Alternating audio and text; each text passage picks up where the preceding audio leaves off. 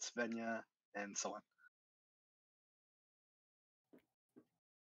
Works.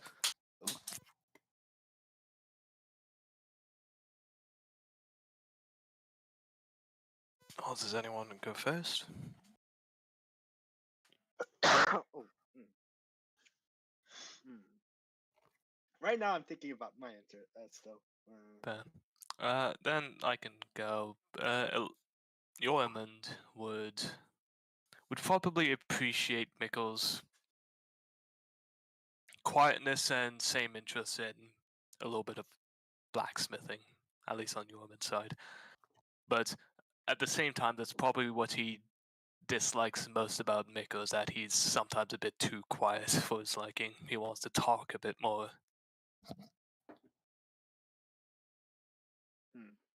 Okay.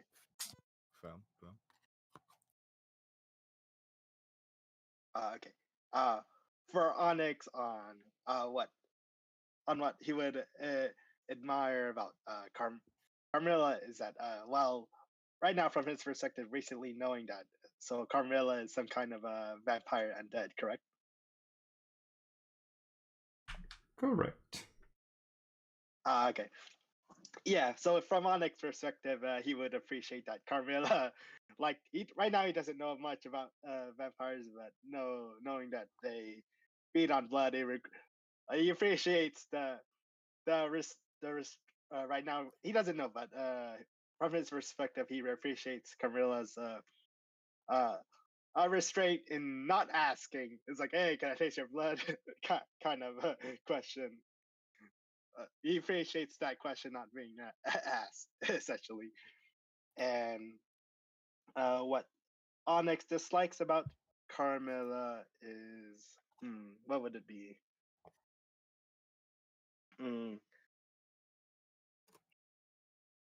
I believe that. Oh yeah, I believe for Onyx he would dislike Carmilla not bringing it up earlier, but it's understanding of it.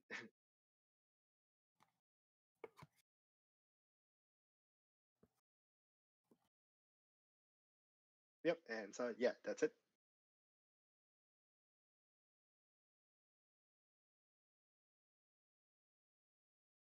Well, for Camilla, what she like about what's the name? Svenja is that she sometimes can find the time to what's it called, like the patience to talk people into like yeah, basically standing down so we don't have to waste time on them. But at times she also thinks like it would be so much easier just to cut them down or eat them.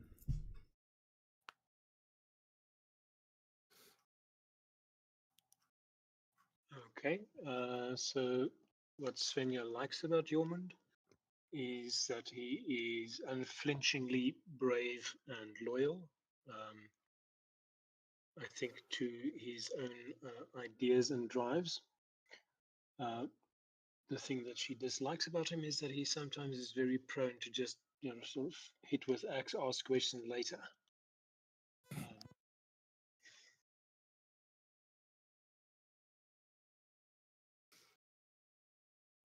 Yeah, me too.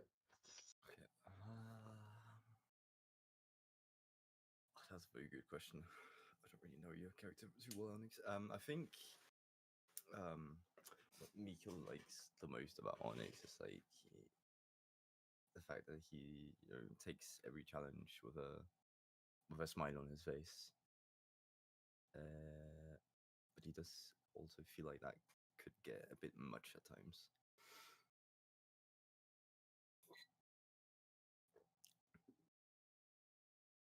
Yeah, yep, that would make sense. Yeah. Big bad tracks. That was a cool question. Actually, I like that one. I'm gonna drop a ping for Gorm, but has someone got a recap for us? Sure. We started the previous session in the morning after we sort of slept, went away from the so swampy place. There was the songs of the forest that we heard. There was much more of the environment we could see much more nicely. And the songs we discover coming from the river. Some rune stones showing where fallen warriors were buried. Although the debilitating hunger is gone, we do go and get some food.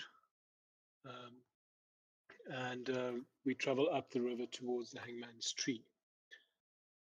So Svenja does try and reach out to the Valkyrie a couple of times, but there are only some flashes and whispering sounds.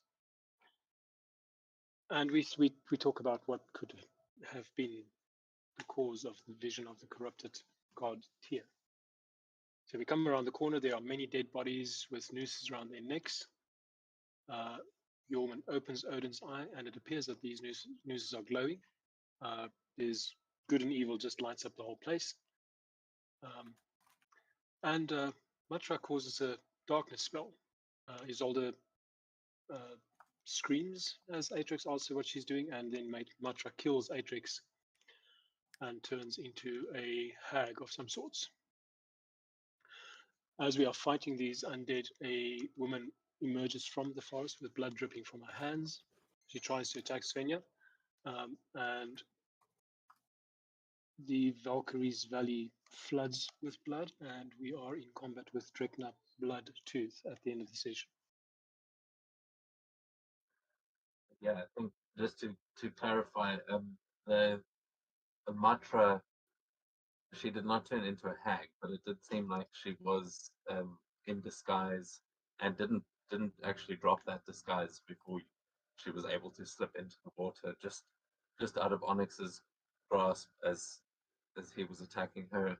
And I think where we left things off is the Kelpie had just run down Drekna and knocked her prone,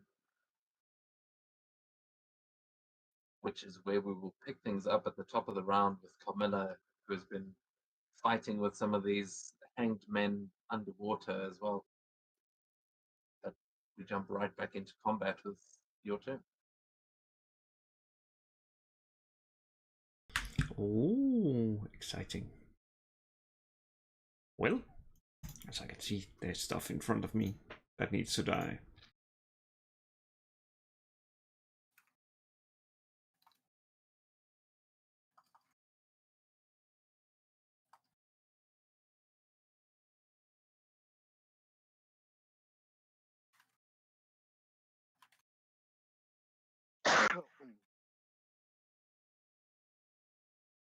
I will let everyone know now. You'll hear me cough from time to time. I'm recovering from a flu, so to let you guys know now.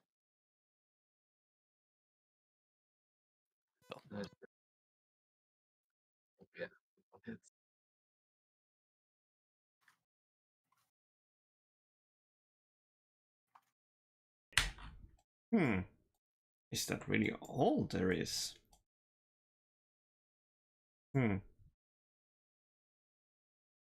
Yeah, so this one you were fighting underwater, but it seems like I'm not sure you've actually seen Drekna yet, but you can tell that there's fighting going on at the shore below.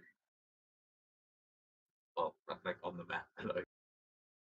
And you knew that there were more of those hanged men in the forest above, but it seemed like they were quite far away. They didn't seem like they were going to be much of a threat.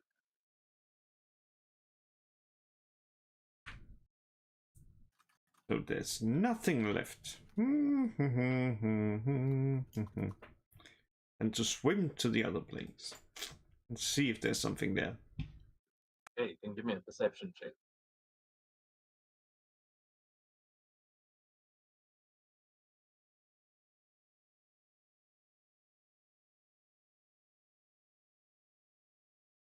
Two seconds.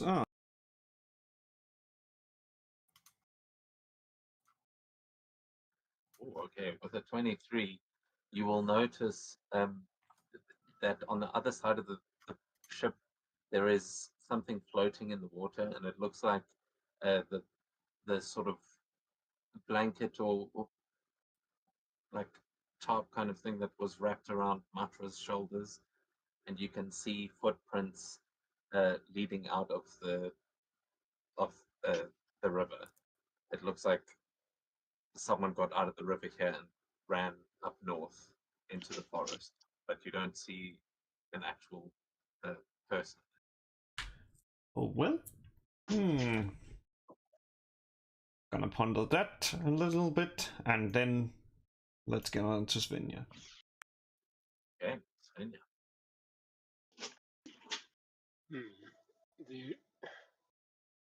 I'm having joyful interaction with Firefox and Foundry. So let's see how that goes. I will say, I know Firefox has been a problem, but Edge does work as well. If you normally, Yep. no, Right now I'm using Microsoft Edge. yes, then yeah, I'll switch to Chrome or something a bit later. Okay, so in sort of, she almost wants to crystallize some of the blood that in her mind is kind of welled up in the Valkyrie's canyon in her mind, and crystallize that into very, very intense cold, which she focuses on Drekna. So let's do that and see what it does to her.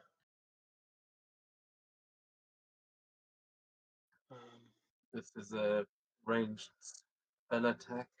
I know, can't Yep. save. Okay. Yep. So it's a con save.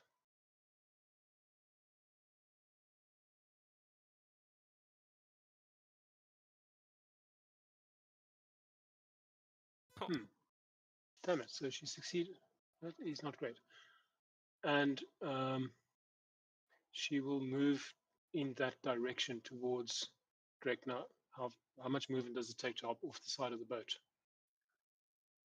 Getting off won't cost you extra move. Okay.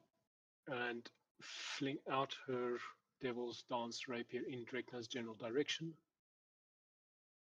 And we're going to have the same problem with the attacking thing.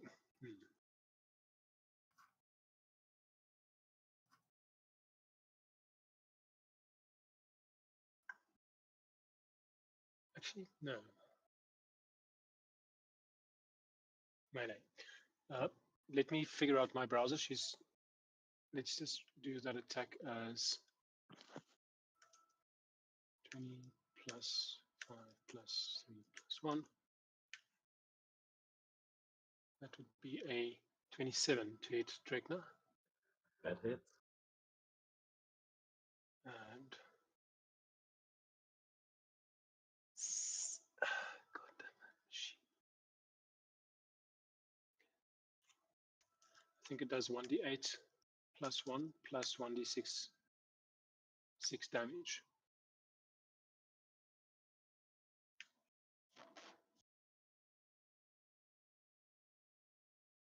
That's 10 points of damage, of which 4 is fire. And that's us. Yeah, very enough. Yeah, you see she's down there just getting sliced up a bit as getting a response from Gorman. Okay. So in that case, we go on to the Hanged Men and was Meldrum? Oh no, I rolled separately. So there is still one on the boat that's busy fighting Gorm. We will say that they are currently occupied. And there is the one that is getting mauled by Shepard that is going to try and make a last-ditch attempt at strangling him with its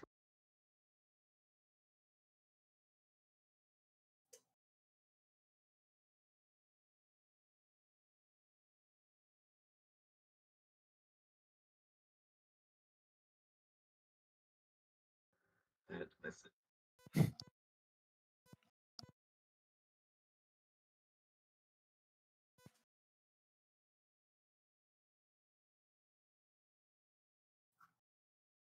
That does hit it with its claw.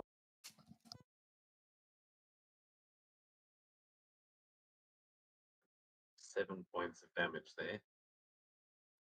As, yeah, it is just trying to get away really. But then I think those are the only ones left. Am I missing any? No. So then Onyx, yeah, you Izrava has managed to get away. You've seen Drekna arriving, and there is still one of these guys sort of fighting Gorm on the edge of the ship. But what would you like to do? Oh, okay. Yeah. Realizing that that this Maltra imposter slipped from his grasp, he decides to focus on the current present enemies right now. And right now, Malgrim is still there. So he's going to move 5, 10, 15, 20, 25, 30, 35, 40 around here. And as a bonus action, he's going to use his Eldritch Claw tattoo, Eldritch Maul. So to activate, his unarmed strikes are now 15 feet of reach and do an extra 1d6 force damage. So you see his glowing tattoos around his forearms, and then he's actually gonna target Malgrim with his Eldritch Claw. And fortunately, I created a custom action for this, so here it is. So normal attack roll. Hiya. 15. Ah, that misses. Okay, second Eldritch Claw.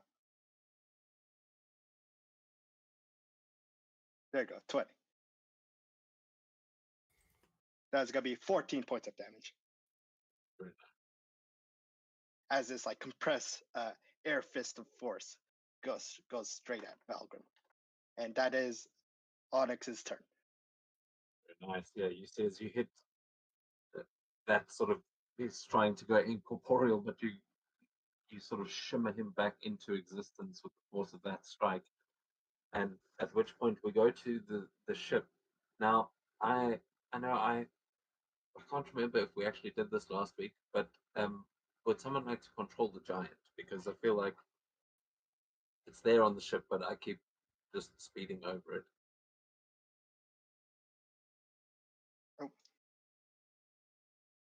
Does someone have control over it? Would you like to?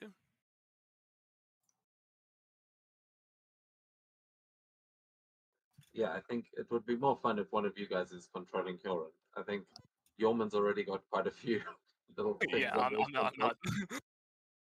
Okay. Okay, I'll take him. Oh, Onyx, you can take him. Okay, like so how do I do that? Like So control your I'll give you the permission now, and then you should have his stat block.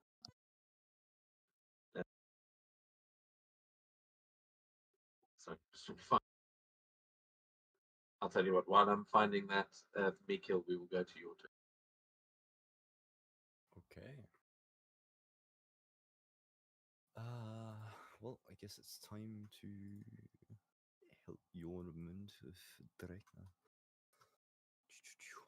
Okay. I'm gonna move up to her side. Just gonna move through you, Jormund. I hope you don't mind. How dare you? Yeah. And then just see if I have any fun spells I can throw at her. I don't. Wonderful. Actually,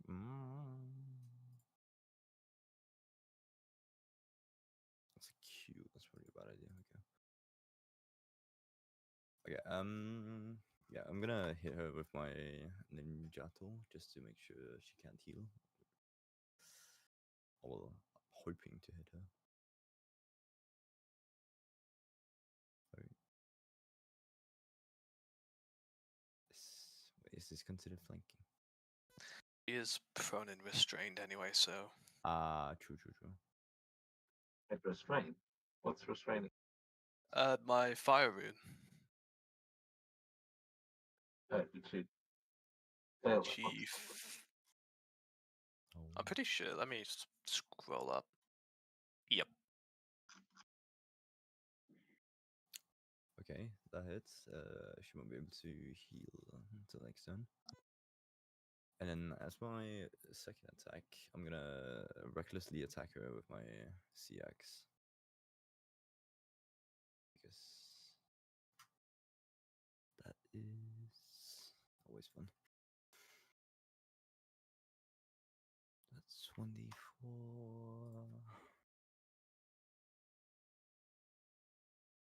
Yes, cool. Then extra 1d6.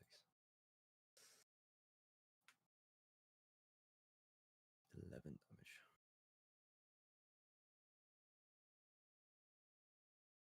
And that'll be my turn, actually. Okay, you want to describe for us what it looks like as you run up on her? And I mean, she's getting quite swamped.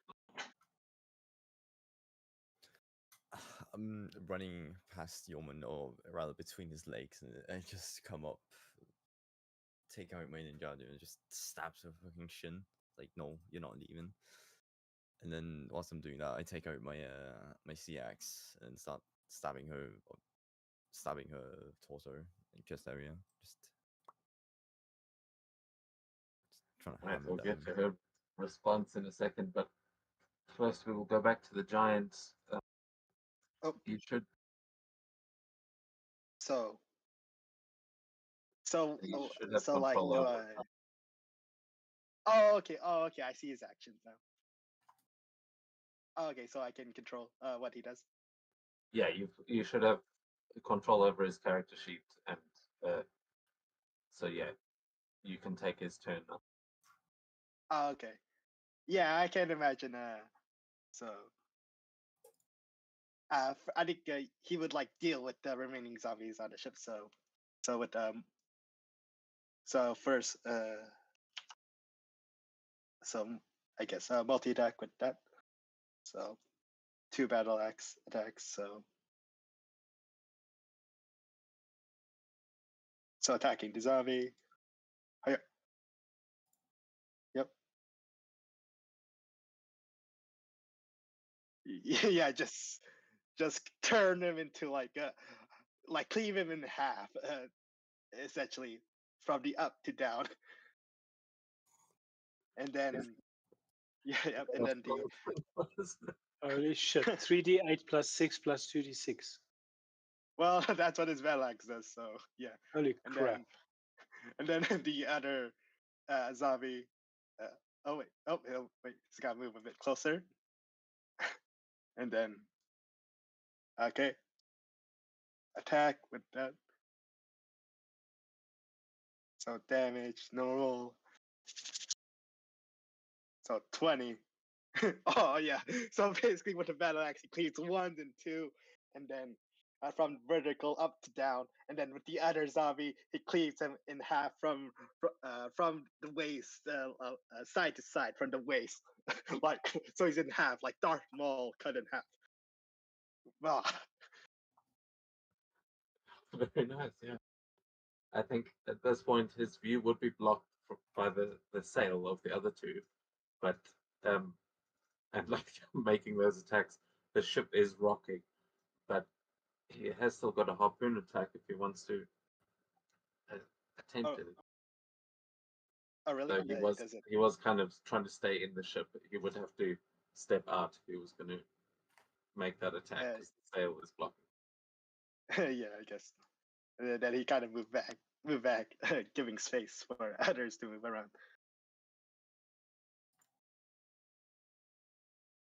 Jordan just leaned over to get that one zombie. Yeah, I feel like he's still sitting this whole time. He was leaning Oh, forward. okay. Yeah, yeah, like that movement was just him leaning over forward. Yeah, exactly. Yep. Okay, so then I think we go on to Mel.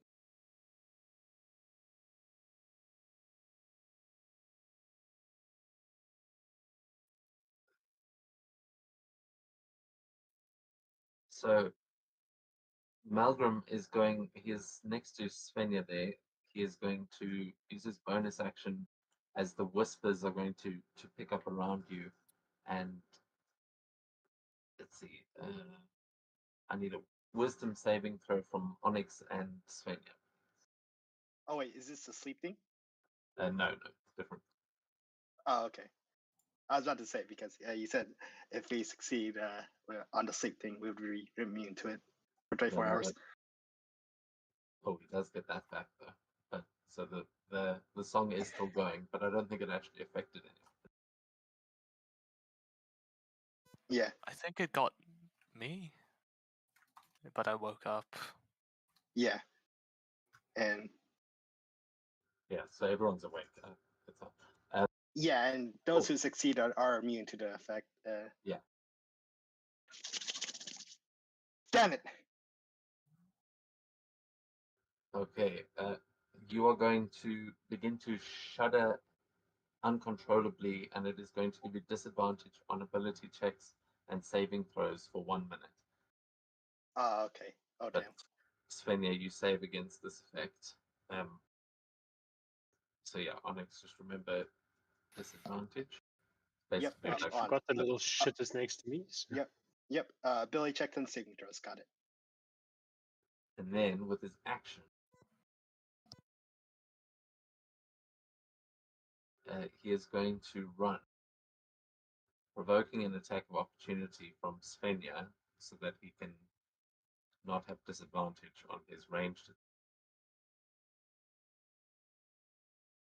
So are you going to take that reaction, Svenja? Absolutely yes. And what I want to do is wallop him with the spear of the seas.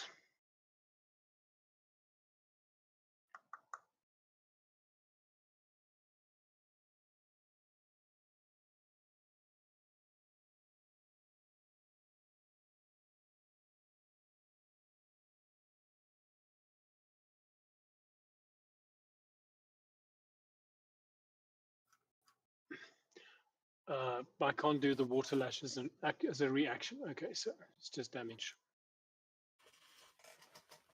Yeah. So Big maybe damage. if you had the Sentinel feat, maybe we could talk about that. But that's oh, No.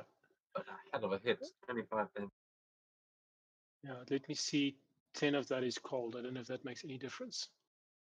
Yeah, it has. Yeah. Yeah. Oh, it has applied it. Okay. Yeah. Yeah.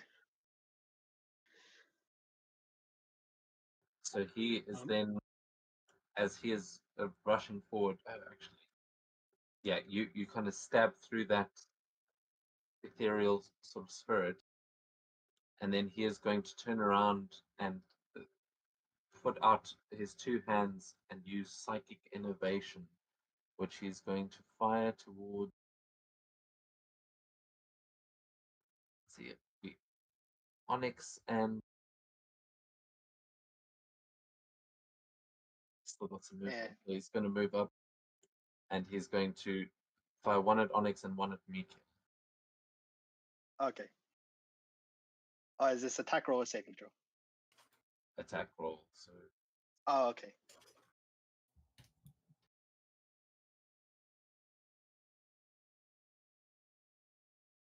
Ooh, misses. 14 misses on me.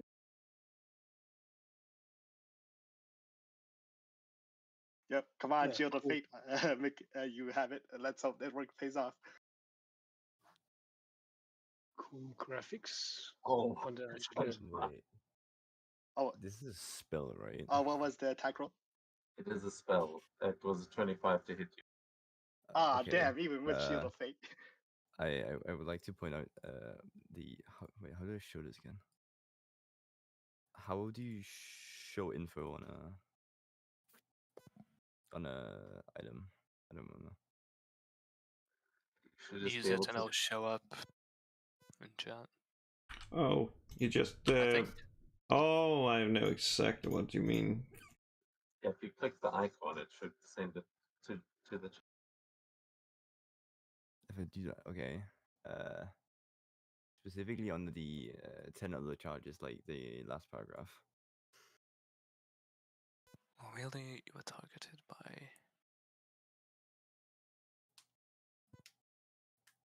Oh, okay. Yeah, it's not technically a spell, but this is his. So Like this is racial a ability. spell attack. It's not okay. actually. Yeah, so that's confusing because it's like a monster ability, not a leveled Yeah. spell. Yeah, So I I'll can tell you imagine. what. Yeah. I mean, we can. That does make sense. So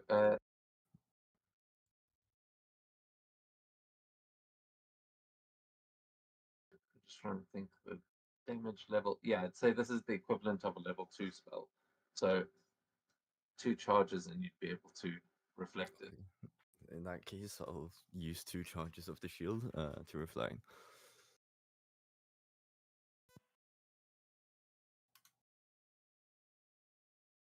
Are you going to To who are you reflect sending it? harmlessly or at someone? Well,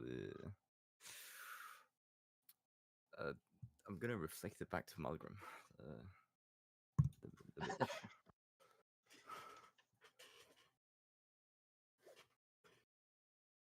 Okay, so you can make an attack roll, or does it use the same roll? Well, it just uses reflex, so I, I guess it just uses the same roll. Yeah, it works. So you arc it back at him, and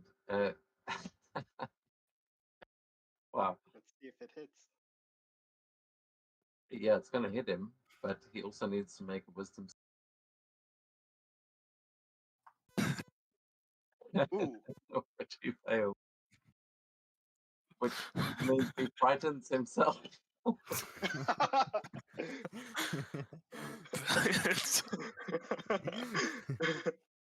He takes 10 points of damage. He is knocked prone and he is frightened, and he cannot stand up until the frightened condition ends.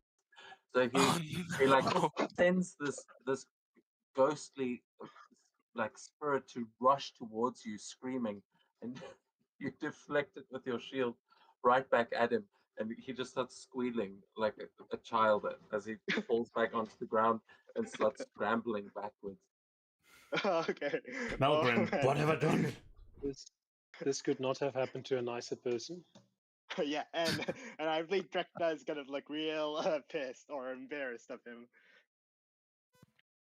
Well, Dracna might not even see to live that long. Well, no, she is right up next. So that concludes his, taking us to her as she just shouts, "Malcolm, what the hell is wrong with you?" Oh, quickly. She takes 8 fire damage at the start of the turn. And she'll have to roll another saving throw for that fire wound. Sorry? What is the save? DC 15 strength.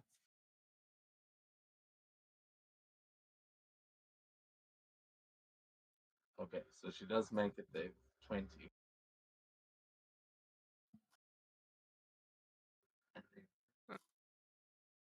Then she is free, although the target can repeat the saving throw at the end of each of its turns.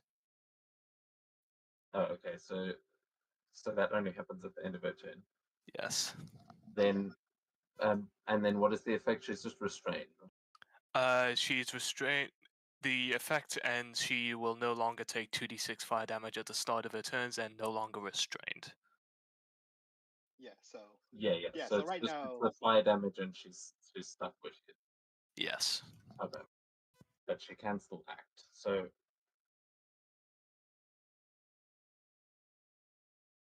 you will see her as she's sort of pinned down here. She is going to press her hands into the ground, and you will see her claws kind of digging into it as she just looks up at you, and she says, "You little scum shouldn't be here.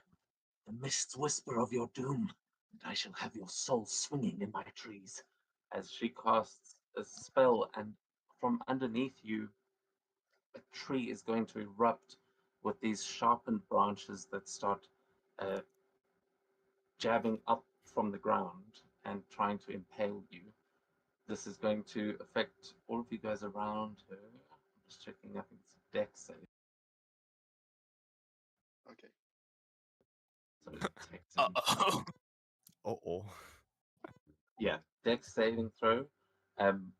As it's in a 15-foot cube. Oh wait, so Oh no, it's bigger than that. Sorry, she's got hers upscale.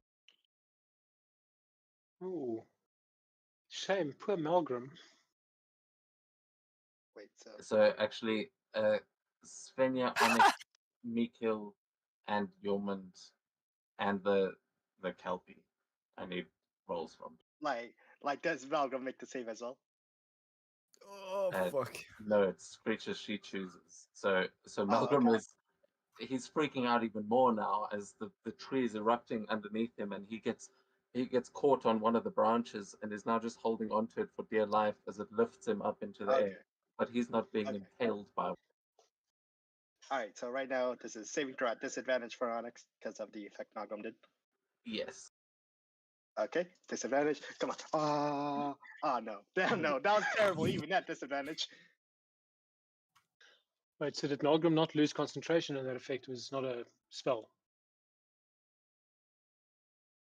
On which effect? The one that's keeping Onyx all shivery.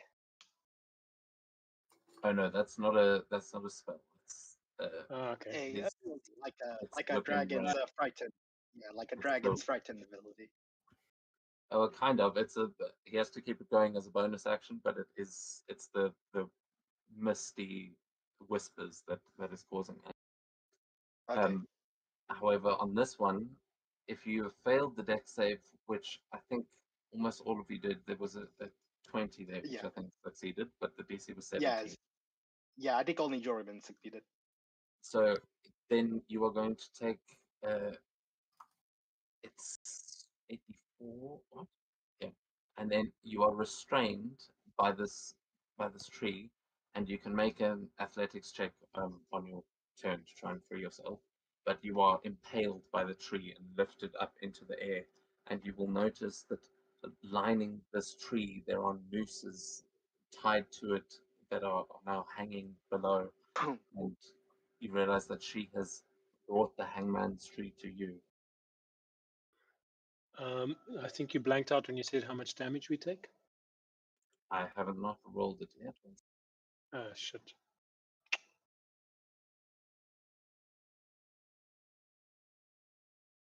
Ouch. Oh, Is that piercing? 20 points of piercing damage, yes. Okay, this is half for Onyx. He's raging. Nice. So yeah, please apply that one to yourselves as Is it half damage for? Those who succeed, or Yeah. no, I think you might take nothing if you succeeded. Oh, nice. okay. Oh no, half on a success. Oh, okay. But you're not That's restrained valid. on a success. I'll use my reaction to put my shield in the way and take none.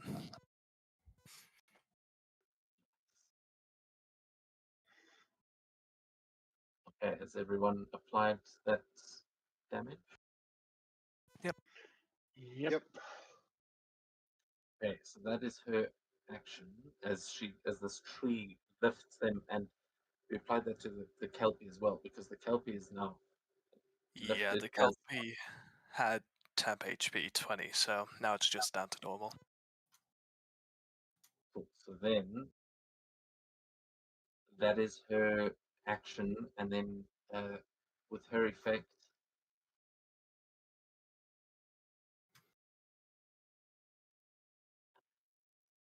it's wording of this is terrible. Radiates and more right. Yes. Okay.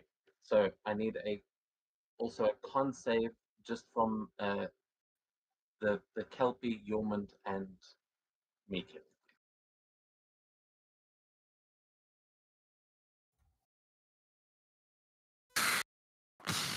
Boy.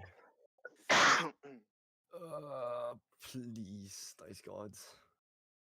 Fuck me.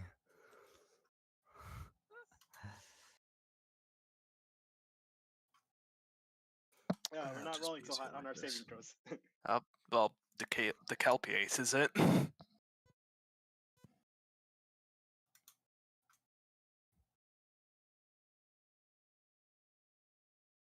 Okay, so you're going to see as she, yeah, weirdly, as the Kelpie is constantly wet, that's probably why, as she starts to absorb all the moisture and she starts drawing blood through your mouth, nose, eyes, ears, and like pores.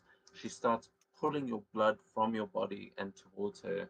And at the start of your turns, you will take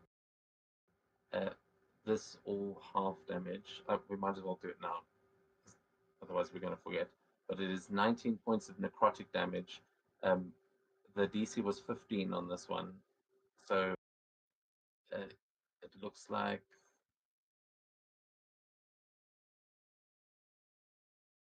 so half on a success, but it was 19 points of necrotic damage there. She draws the blood from your body, and then escapes from her restraints at the end of her turn. But that is the end of her turn, so she can't move yet.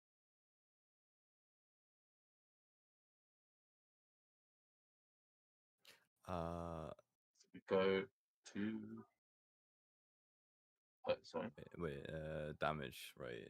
Is round. If you take half, is it round up or round down? Round down. Okay. So I have a resistance to necrotic.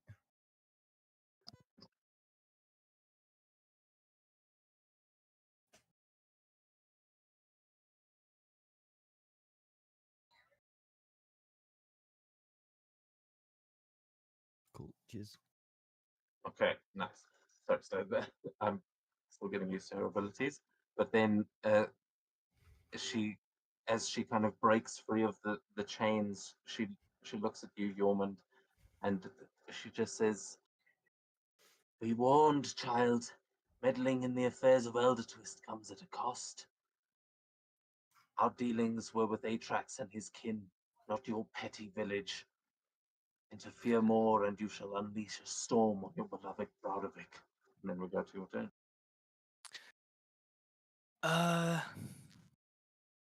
Yeah, that's funny and all. Get the fuck out of our lands, hag. As Norman just attacks twice.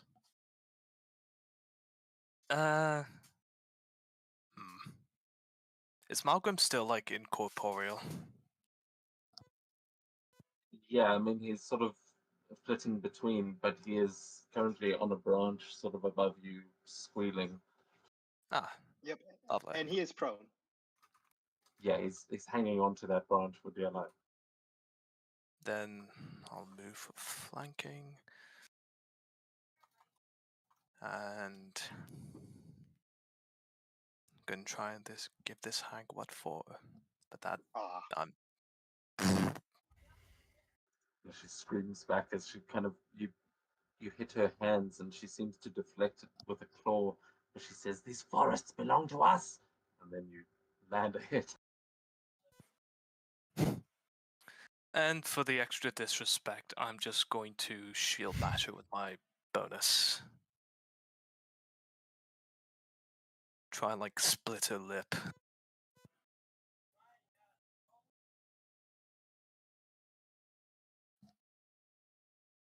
Nice. And that you do. You see, you split it like it. There is a full wound that goes up, like almost all the way up to her eye. It looks like you actually peel some of her face off, as that's going to leave a hell of a scar. But it's like her face tore easier than it should. Yeah, but medically speaking, dead bodies don't scar.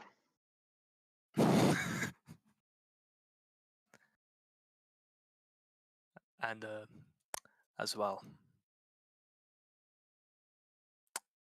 lightning blade. So just an extra 7 damage on one of the hits, as it's electric, and as well 7 damage to Malcolm since he's close enough.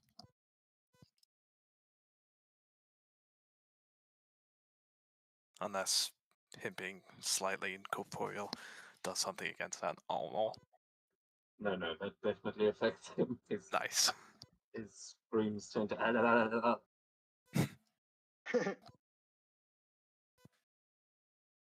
Yes, that's your turn. Yep. Wait, no, wait. Oh, I Oh, shit. entirely. Yeah. I almost forgot about him, my boy. Oh, Shepard. To be fair, he now has half a hanged man in front of him.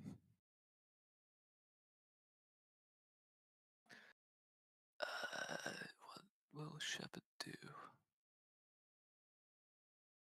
Shepard will. Like, can he help either Sevnia or Onyx with the restraint? He's not going to be able to restrain her, but Oh no, I was saying helping either Svenja or Onyx in their restraint condition. oh, They're impaled on the tree. yeah, I'm not sure what. I think Shepard would love to help, but that's a little bit out of his area of expertise. Okay. Oh, Well, killing the unless hag. DM, is there anything Shepard could do?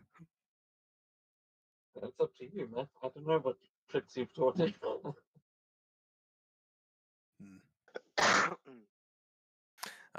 I think the hag is almost dead. Surely, if she dies, the tree dies too. Oh, I can't move Shepard. Oh, can I? You can just ping where you want him to go because I've already moved to. Just opposite side of Drekna. He has the movement to get there.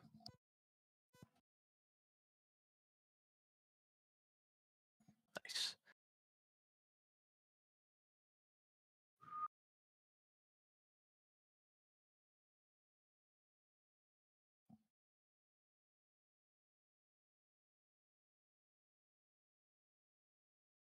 Shepard comes galloping around the flank, basically unseen, until with all his force, his entire body, fucking 60 kilos of wolf, just comes and knocks her down. Ooh.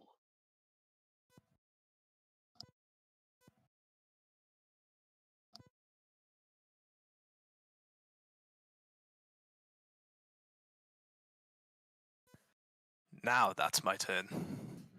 Might makes right, but mine is more than yours.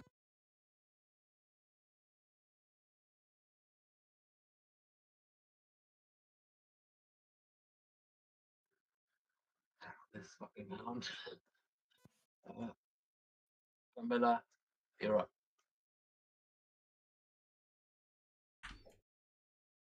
A tree. Yeah. Continuous with the thing.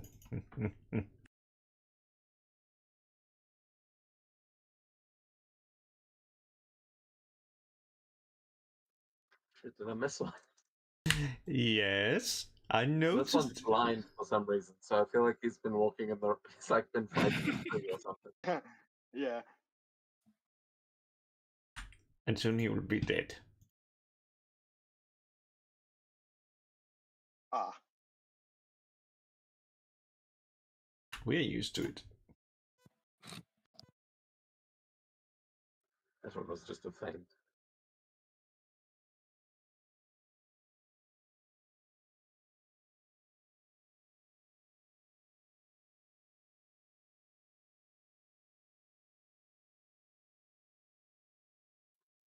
Nearly. Oh well. Just gonna wait. No, looking at him, trying to see if I can find an opening for next time to cut him down. Yeah, it definitely looks like you'll be able to take him down with one more blow. But Svenja, then we'll go on to you as you've been impaled by the hangman's tree.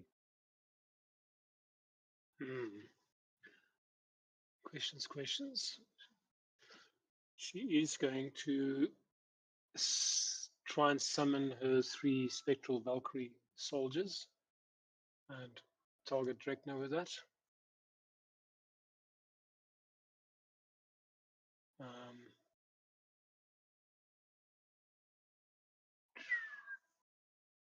Oh, crap. It is not allowing me to use the spell slot for that. So let me fix that by saying that. And there we go.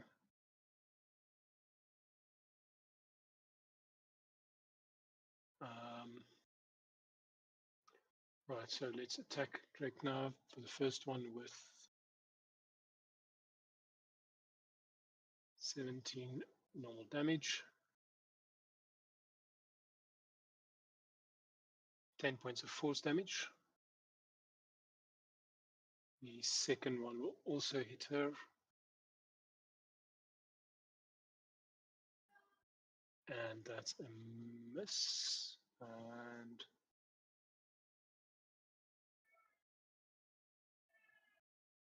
third one is a 19, which is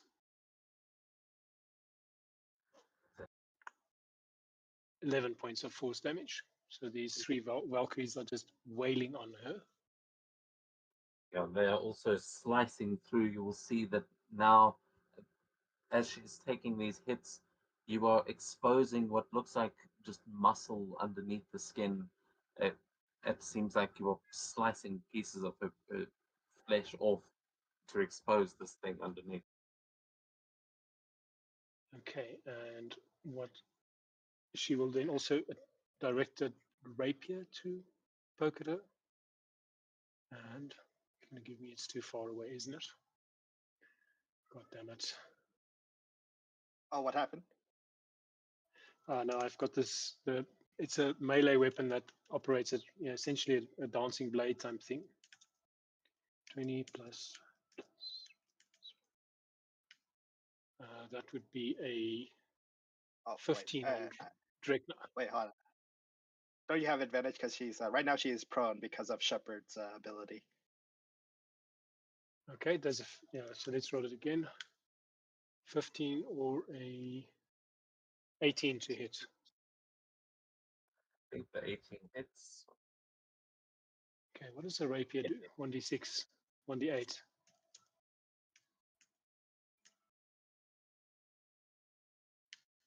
So piercing and fire damage for a princely sum of 14 points of damage. Damn, you've been rolling good on your 2d8s. First it was a 10, 11, now 13. I'm liking that.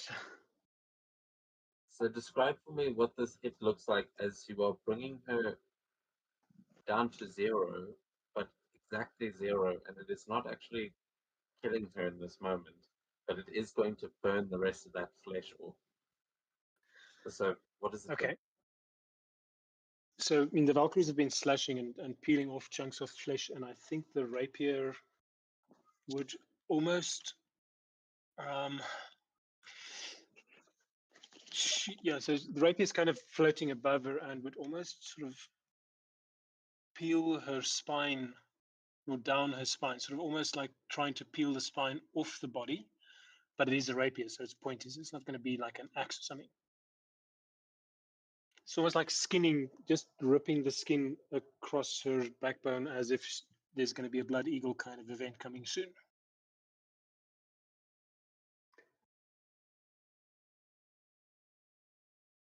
Yeah, no, yes, working, no. Yeah. Sorry, I'm trying to take the token, but I just... The tree is just...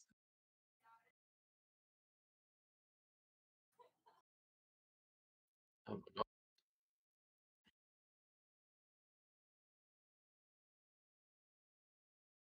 Okay. So, as you split her back open, she is going to... You will see her let out a scream as this bloodied form slips out of that skin as if you've just removed a costume, but it is the most gory costume. leaving behind what you see there as she steps out of it and just screams, "No, my face, my beautiful face! I will take yours in revenge. Mark my words." And you just see like her trying to cover up, but she's just drenched in blood. And uh, she rolls her initiative. Okay. Oh no, this is phase 2. This is phase 2. The spice is going up. Oh my god, same initiative. Natural one. Another nat- Fuck, we should have It's done, exactly the done same. Misty as Step.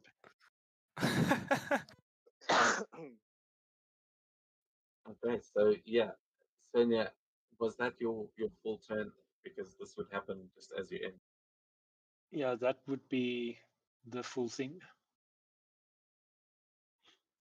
And I think Svenja is a little bit in panic now because she can't access the Valkyrie. But that's our turn. You can actually make me a religion check. Just the result won't happen now, but just for my as we then go to the hanged men, who there was one left, and he's going to try and attack. 19 on that check. Okay.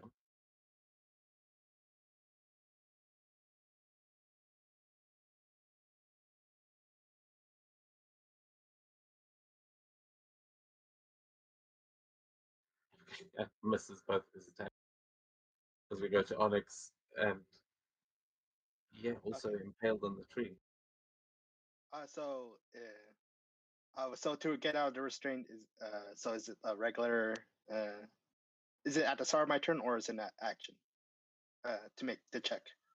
It is an action to pull yourself off of the branch, which would be an athletics check. But if you've got another way of doing it, open to suggestion. Oh wait, what did you say? If I got another creative way to do it? Yeah, I'm open to suggestions. Oh, okay. Well, if you say so. I wonder.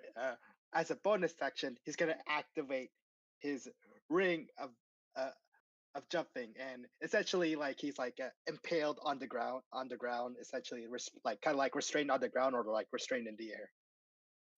In the air, the tree kind of stabbed you from the ground and then grew into a full-size tree. So you're currently Okay. dangling off one of the branches. Okay. Okay, this still works. So what I can imagine that he uses his ring of jumping, like bonus action, activated, and then like using his legs on the branch, like pull on, or rather push against the branch using his legs, enhanced by the ring of jumping. And basically with that, can I have advantage on my athletics check? Because not only am I raging, but also creatively using the ring of jumping in this way. Yeah, I'll say instead of using your action to do it, you can use your movement speed basically, as that's what you use to jump. But you'll still have an action, and you'll be able to move off of this thing.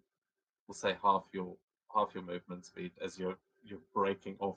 But yeah, advantage on a athletics check to see, because I think you're getting off either way, but it may pull some Yeah, bits you don't want out as you do. yeah. Let's see. Come on, advantage. Hiya. There we go. 21. Oh, okay. Yeah, so where are you pushing off to, as this is gonna work and you've still got an action? Oh yeah, I can imagine. He's kind of like pushing himself off, like basically into the ground essentially, and like with his slow fall as a monk, he falls gracefully as he like jumps like to the ground below him, since he was like being held up in the air. He was jumping towards the direction to the ground instead.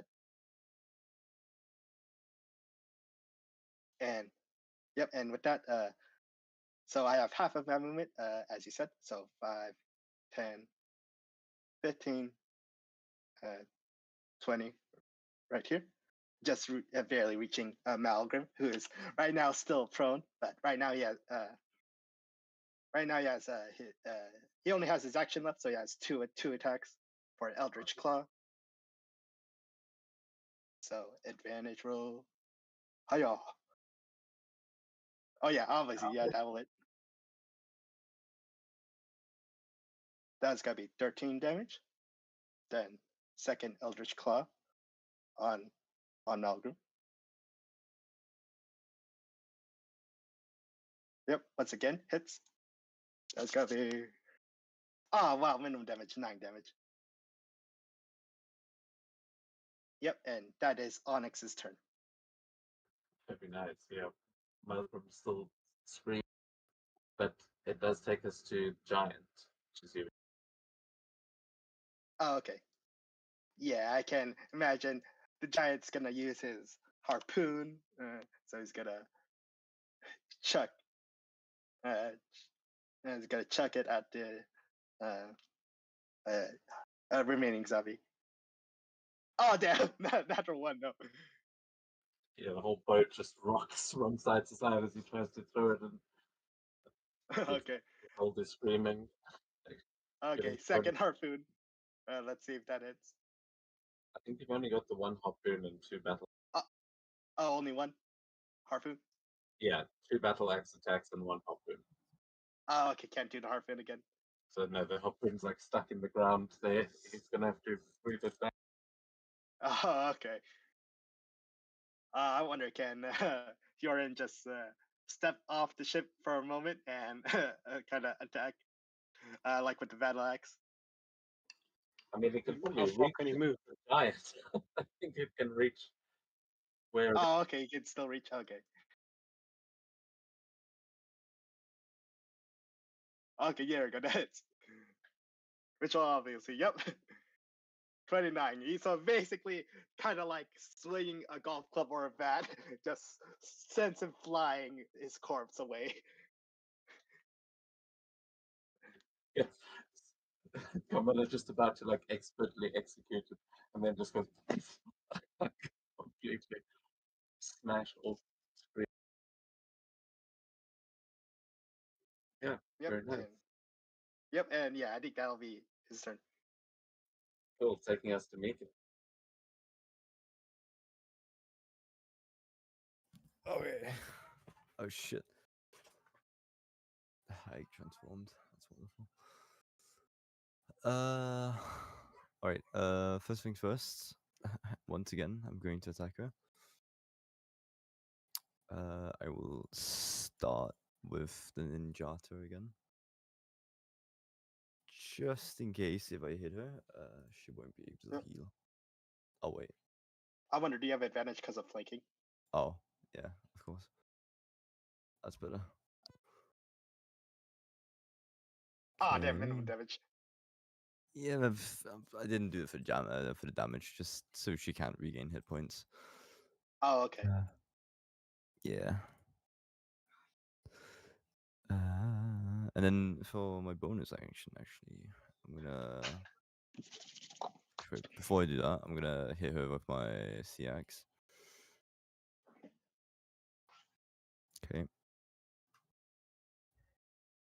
Ooh, crit. Ooh, nice. That's hot. 20. That's nice. That's nice. Okay, and then lastly, for my bonus action, I'm gonna activate the effect on my shield. The active effect, that is.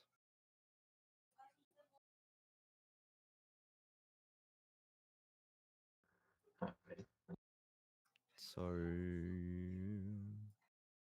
10 temporary hit points, and then if a creature hits me, they take 5 cold damage.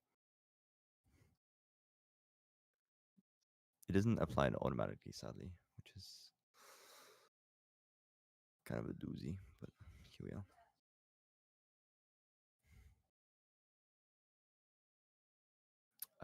Yeah, remember Wait, did this I? game is usually played on with pencil and paper. The fact that anything happens automatically is a bonus. True. Now, because I hang on, because I targeted the hack, does that mean that it just activated for her, or is that another effect?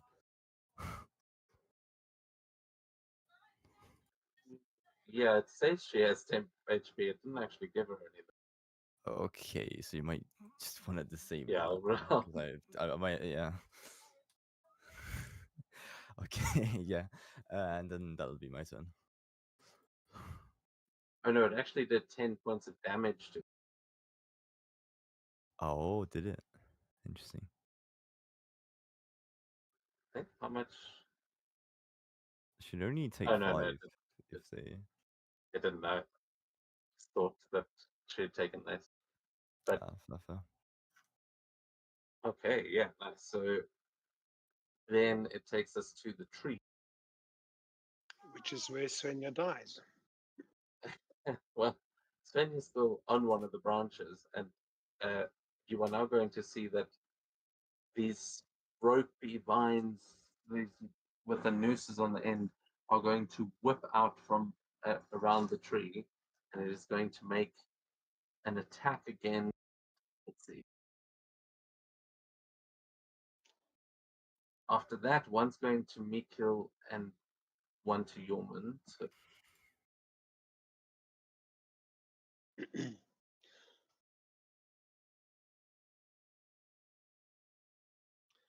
She may apply cutting words here. Let's see. On the vine hitting her. it's not going for Svenja. It's going for Okay. Mikil first, missing him. Thank God. Then for Yorman.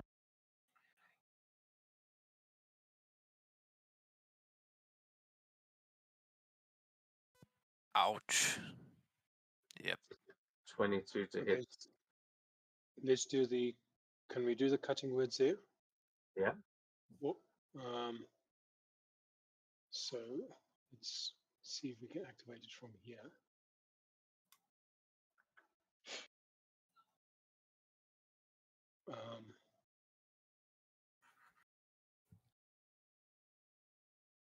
And why is it not loading it? Guess it should have targeted someone. No, I think you just need to roll 7. It's just the same as your bardic inspiration. Yep. Ooh, So yes. it's a 7 off, which makes it a 15. Okay, nice. Yeah, what does it look like as you manage to deflect that? It's more of a. Would it be a howl? No, she's whispering at Drekna and the tree, "You are not good enough," as it lashes out to Yormund. And I think that momentary distraction, because I'm assuming Drekna's kind of controlling the tree, it's not acting independently. Ooh, wait, hang on. No, she will whisper at the tree in Sylvan. The forest rejects you. You are not good enough. With that, another vine comes lashing out towards you. Well, here's where we see if I hit 0 hit points, if that cloak activates. 18 hits you. And that is It barely does. 11 bludgeoning damage as a noose wraps itself around your neck. And I think a dex save. Is that from that? Yeah. A dexterity saving throw as it tries to grapple you around the neck. Okay. Roll nicely. I think this is meant to be with disadvantage because you're grappled already. Oh, it is. You are already grappled. Sorry.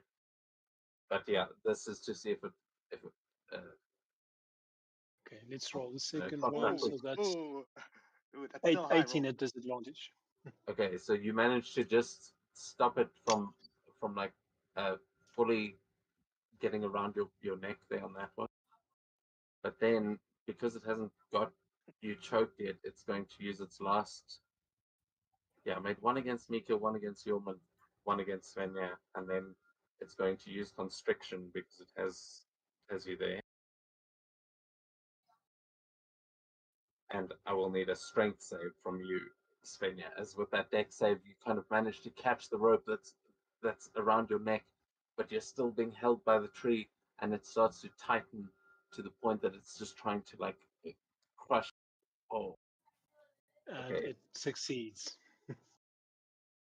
So then you are going to 9 points of bludgeoning damage, and you are the tree retreats from the impale that it, like the branch that is impaling you, pulls free, and you drop, and you are now hanging, and you are suffocating. So, posted. I don't know if you can actually.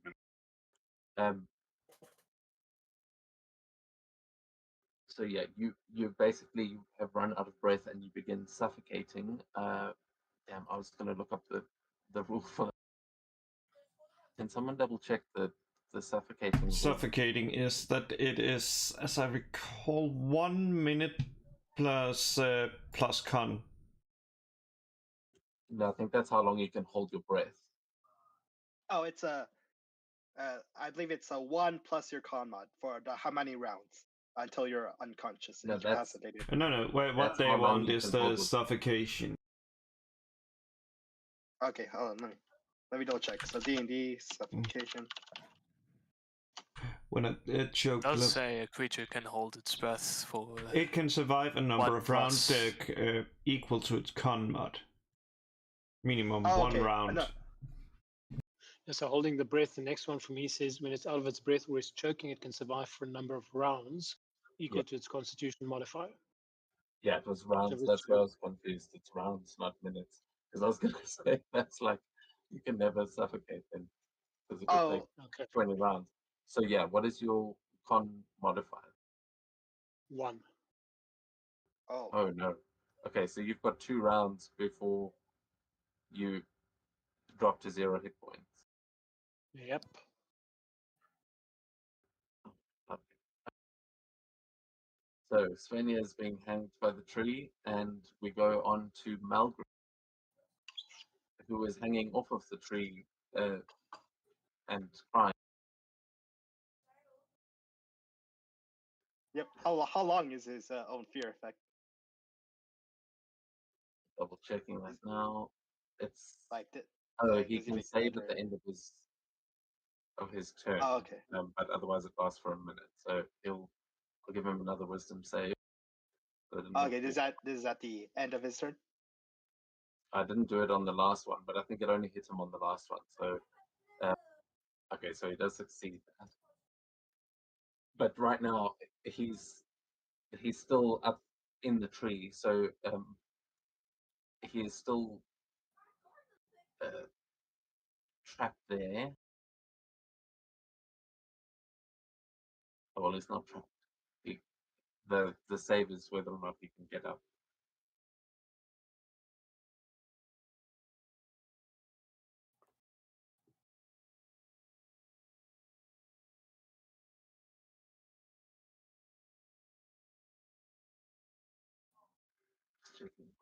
Okay.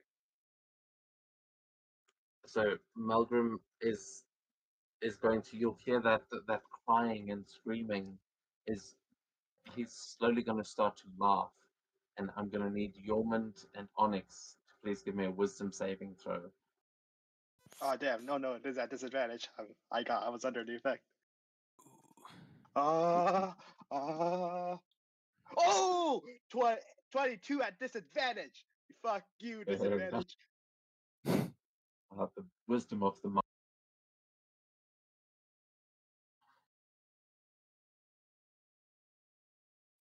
Just double check the DC because 16 I think might be enough. Yeah, 17 is DC. Fuck. Yormund, you are affected by hideous laughter. You fall into a fit of laughter and you become prone and incapacitated.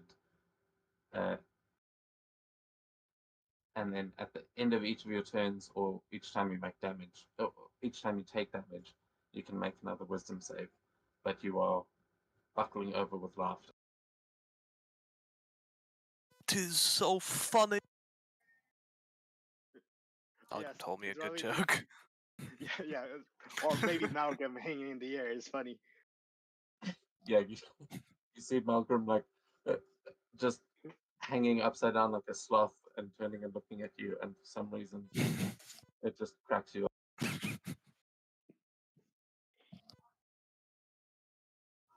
Laughing in a church, you shouldn't be, but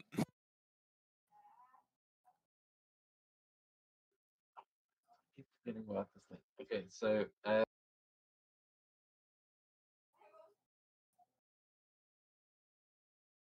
okay. So then Malcolm, as he is up there, he is going to try and crawl along to the edge of the branch. He can't get up until the end of his turn,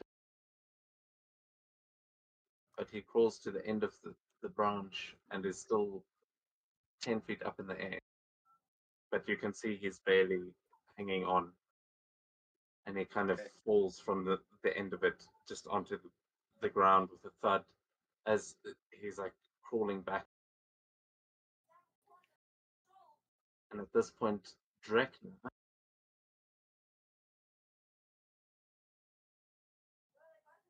after that attack from Mikhail, she is going to reach her claws out to you and attempt to peel your face off. That's Ooh. kind of As nasty. first she has to make a claw attack.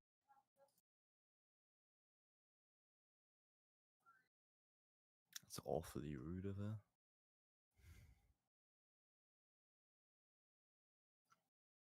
I thought you said she's looking for a pretty face. Damn. Okay. Remember, she takes 5 necrotic damage. Yes, by was it necrotic or cold? Necrotic.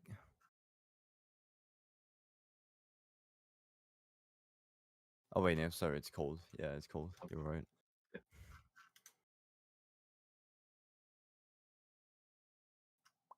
Oh boy. Okay, so that was your concentration. Yeah, so that was 14 points of slashing there, which it seems to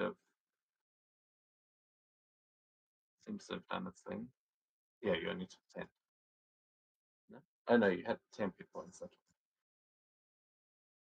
Every time it shows up the 10 hit points in the calculation, confuses me.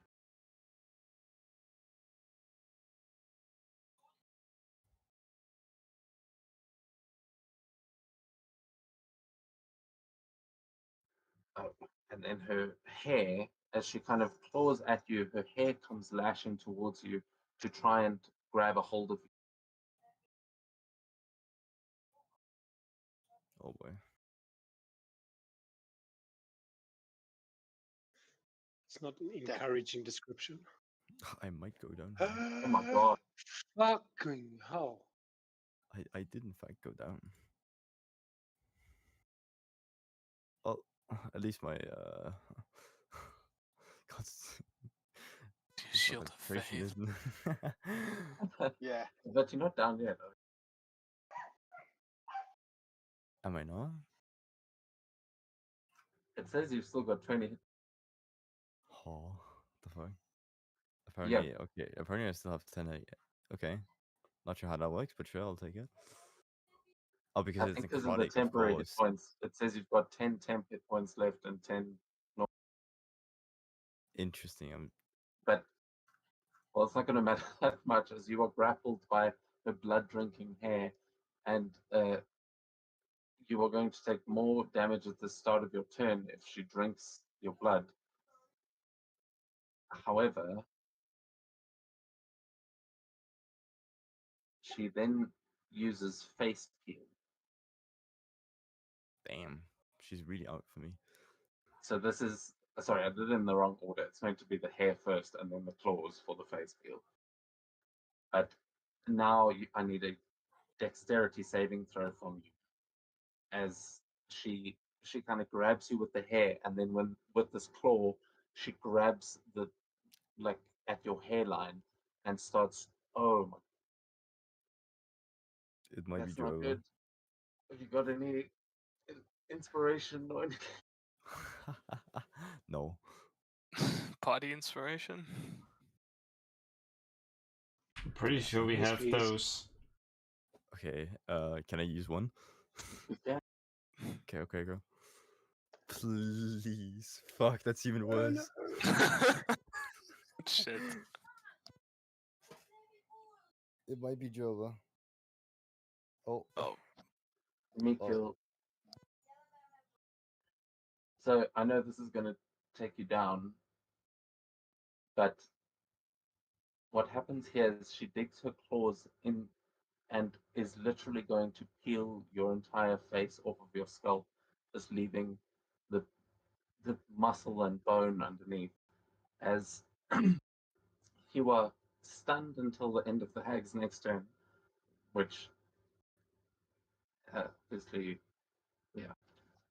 Heal, regeneration, or comparable magic is all that will. So, like high level magic will be able to put your face back, but other curative magic will only make it a massive scar tissue. As she pulls the face off, she like flaps it, and you see it blink and come to life as the peeled off face is now a tiny animated object, and it is under her control as it retains all of your memories and your personality. And she has just taken your face as a trophy. That's fucking rude.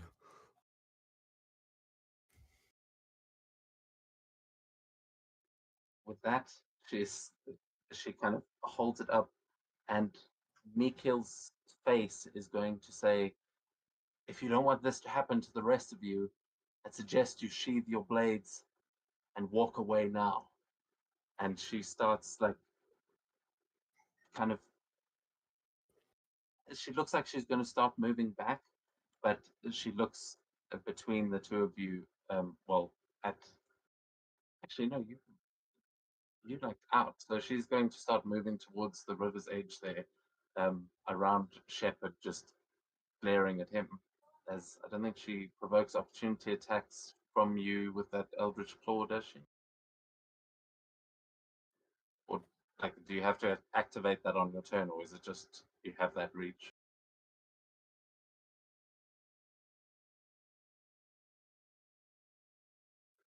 Onyx, Oh, yes, hello. just if they're within your Eldritch Claw reach, do you get an attack of opportunity, Uh, or do you have to activate that on your turn to get the reach? right now, I actually don't think so because it's not my like like it says my melee attacks have a range of 15 feet now. It doesn't say like I have reach of 15 feet. Wait, hold on, let me double check the wording. Yeah, no, I think it's something you activate and then you throw the attacks that you've got the reach for those attacks. I don't think it just gives you the extra reach. But double check, otherwise. Yeah, Um, so yeah, otherwise yep, that so is their Eldritch, turn. so Eldritch Maul, bonus action, and power for duration. Each melee attacks with can target up to 15 feet away from you and do extra 1d6 force damage. No, I don't have reach. It just does. I have a 15-foot range of it with it essentially. Okay, cool. So then we go to Yorman's turn as this talking face is also funny to you for some reason, but you are incapacitated and prone, as you can make another wisdom save at the end of your turn, but you do also still have Shepherd. I think. Hmm. Between being confused by Yorman laughing at apparently fucking Mikkel's face being torn off, he feels like this is not a good area to be, and he also sees Svenja being hung to death, so he's going to leap over and try and just chomp off the noose. So, Dave, this hideous laughter says every time a creature takes damage, it gets a saving throw as well. Yeah. If that's the spell that what's his face used. Mm-hmm. Yeah, that is the spell. He hasn't taken damage yet, has he? I Yormund, haven't. he's just had his face ripped off. He's No, like that was taking Mikkel. No, Mikkel. Ah, Yormund apparently is laughing at that. okay. Yeah, lots of trauma happening. Yeah. But yeah, unfortunately, Omen has not been damaged yet, so you can make an attack though. The ropes do have their own AC. Nice. Alright.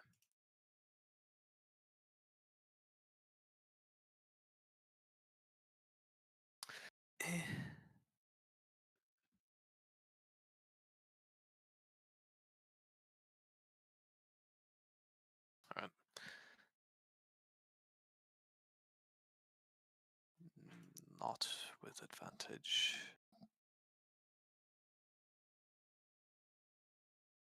Hopefully a 20 hits. It does, but you will notice that piercing damage is not great for getting through a rope, as the shepherd is now hanging off of the rope and pulling at it. It's starting to fray, but it has not broken through it effectively. Can you read the vines thing that I sent? No, it doesn't have anything on it. Yeah, I don't know why it does that, but yeah, only slashing damage you now realize can actually affect these vines. Ah, It seems like they are. It's like it's part of the tree, and these are the same nooses that seem magically enhanced around the Drauga's neck. So Shepherd is having a hard time getting through it. He's done a little bit of damage though, so it's not completely useless. But yeah, piercing. Unfortunately, it's hard to chew through a rope.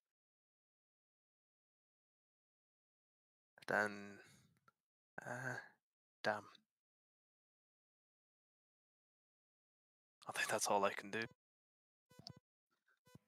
Okay, Camilla.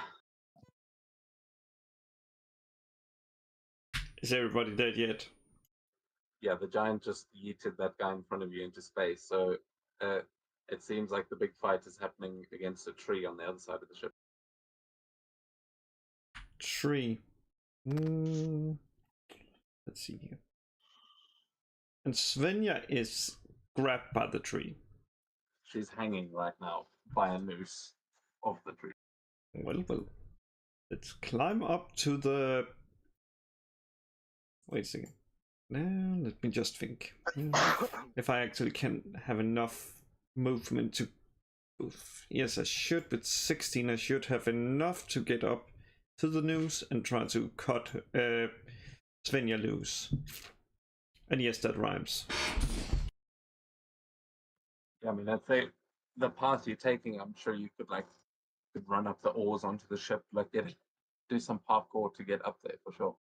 And yeah, you can, if you want to attack the rope, it is a target you can attack, but you don't have to target the tree itself. Yes, that's what I want to do. I want to attack the rope.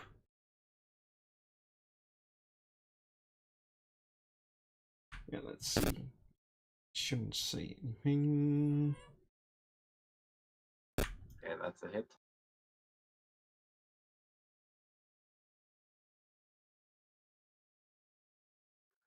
Also piercing. These swords, not great for cutting through rope. Okay. Yeah, that is not enough damage. You can see you and Shepard are trying to get this rope free, but Svenja is just being throttled underneath. Doesn't seem to be doing.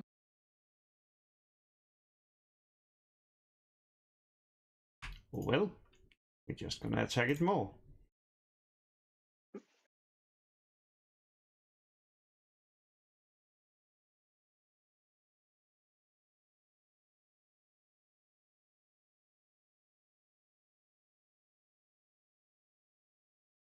Still not enough.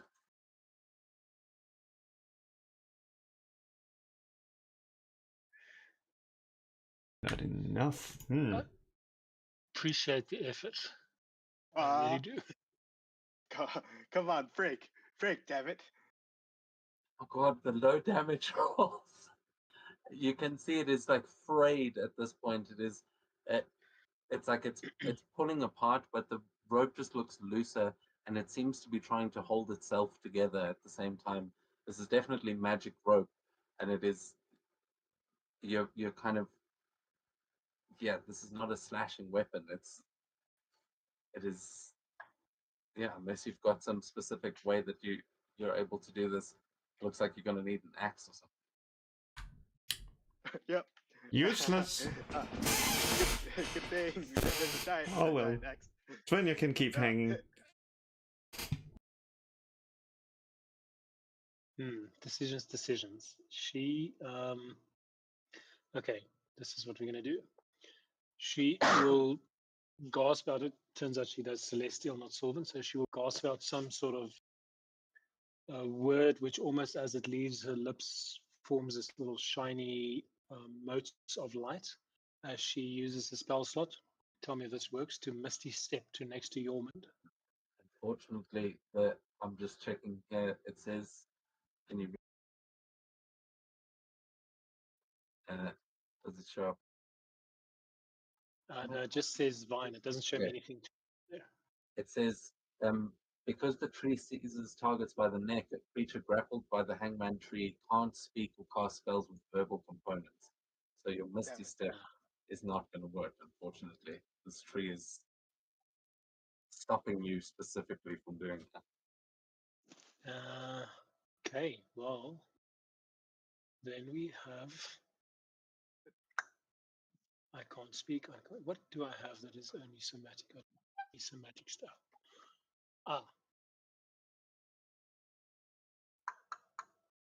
She will. How far away is our little witchy person? 30 feet. The blade needs a verbal command, doesn't it? No, what she's doing is she's going to cast two icy daggers, one at Yormund and one at the hag. The hag's too far away, I think, 30 feet. Let me see. Yep. At the same time, Malgrim is almost dead. Okay, yeah, so let me see if Malgrim is with. Unfortunately, 35. Damn. Okay, so the idea is. I'll say you can make an acrobatics check if you want to try and swing an ish 5 feet, but you're unable to move. Psychic damage. Can I target the rope, the vine? You can try. This is like just flicking her fingers up at the vine. Okay, so we're going to do that. That's the smarter thing to do. Okay, so target the vine. And let's roll twice.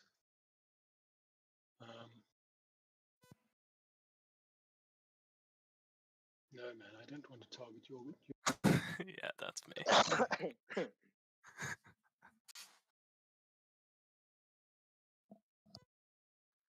Well, you did say you wanted to throw one. It's your own thing. Crap. The first one is a nat 1. So it just goes harmlessly off into the sky. And the second Oh one my god, no. Can you fucking believe it? 2 nat 1s. Okay. She's desperately choking, trying to hit the vine, and fuck. It's a sign. Oh, no. Valhalla, here I come. I died bravely. No, you're not destined for Valhalla, not yet. The medic says, down from below. So I take it that's your turn, Sven. That is, yeah, this bonus action. Yeah, there's nothing else that you can do with bonus action that require vocal. Fuck. All right, we're done. Literally and figuratively. The bard is the worst one. But yeah, then we go to the hanged men, which doesn't give Svenja another turn just yet. But I think they're all dead. So Onyx, we go to you. Okay, Onyx gonna move forward, so move first 5, and then he's gonna target Malgrim with his range Eldritch Claw. First attack roll. I wonder, is he like still hanging in the air, or basically right now, because the Eldritch Claw is giving me the option for advantage. Is it advantage or regular attack roll? It will be with advantage because he's actually just fallen out of the tree. So, Oh, okay, got it. but he's not frightened. So, Okay, 23. That is got there. Ah, what minimum damage? Oh, come on. He's still up.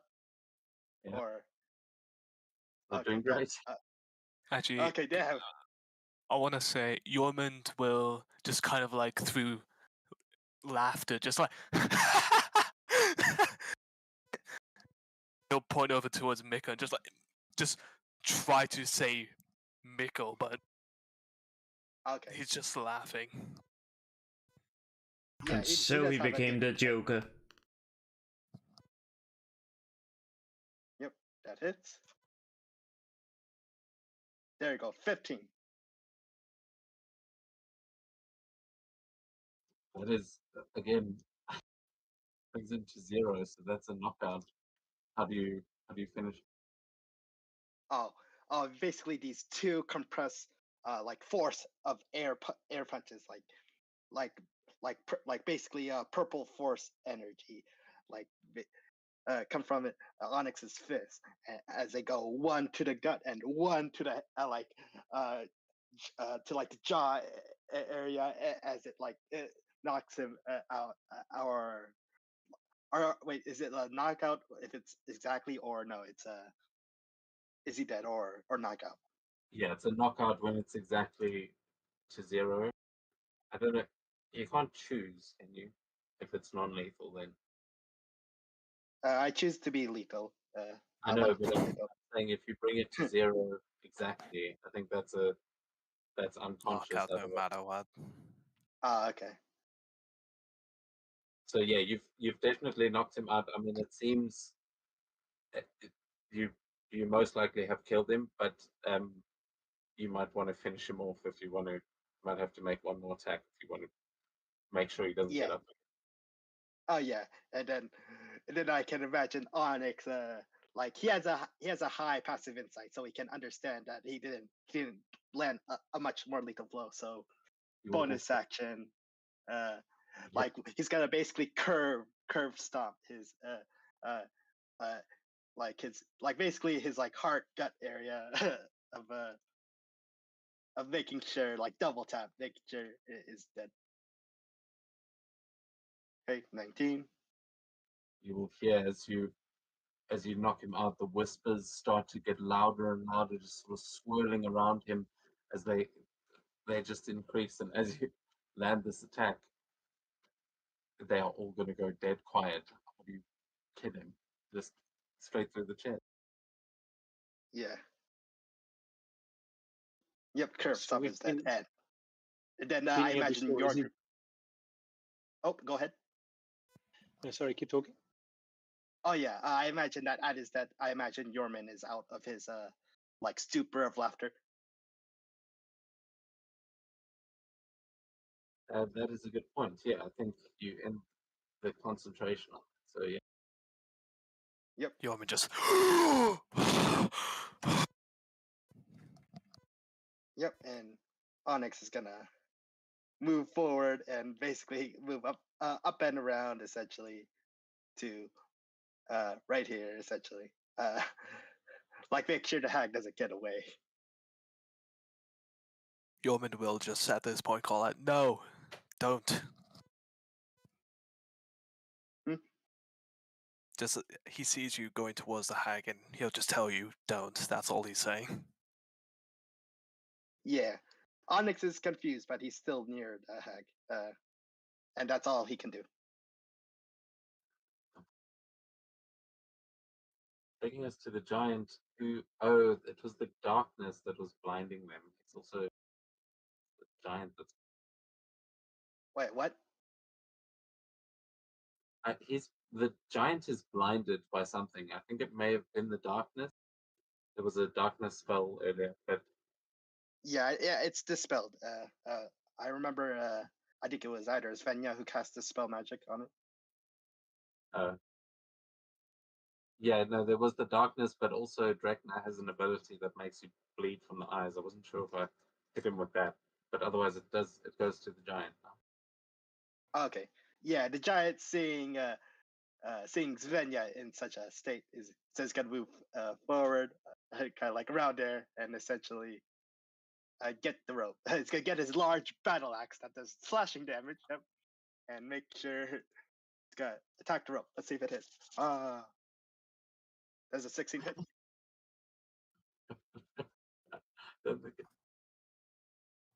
Yes, Wait, the rope.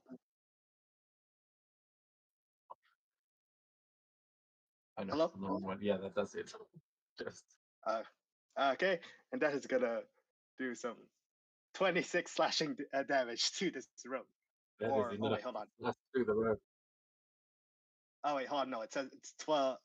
It's wait on. It's the slashing end code. But I feel like it still does enough slashing damage. Yeah, that's just because the I was giving him half damage on the race. So Yeah. you are able to. The giant does manage to slash through it. Yep, and I can imagine. I wonder how far is the hag from the giant.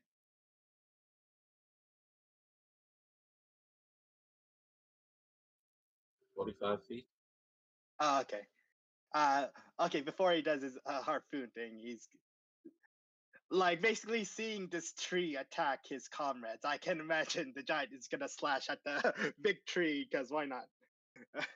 Can he do that? Maybe he's got another. Okay. Okay. So target. I'm gonna target the tree. So targeting the tree.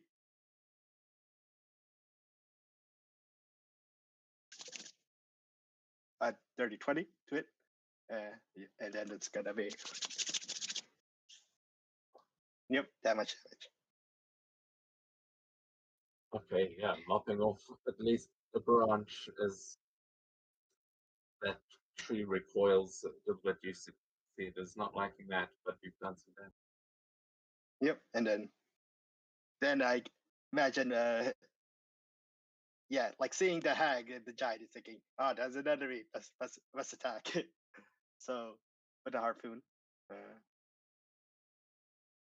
So regular attack roll.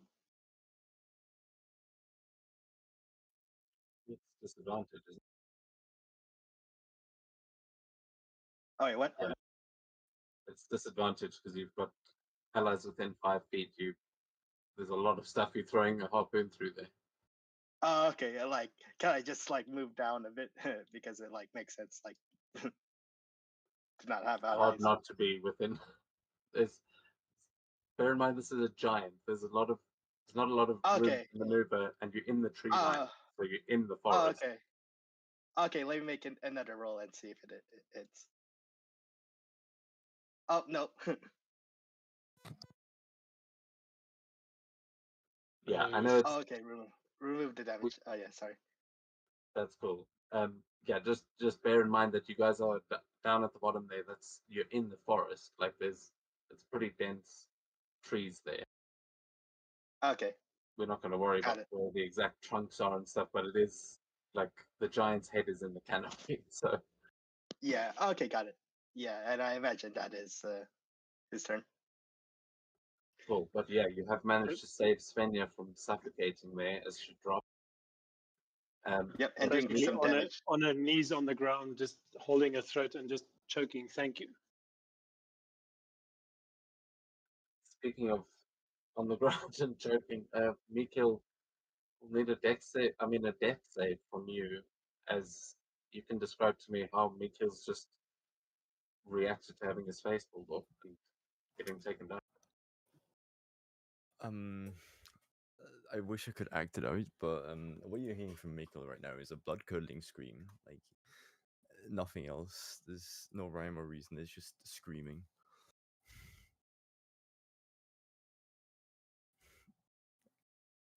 Okay, so yeah, screaming and sort of thrashing on the floor, still alive, but definitely losing a lot of blood. Yeah, that's I think one of the worst wounds I've inflicted in D&D. But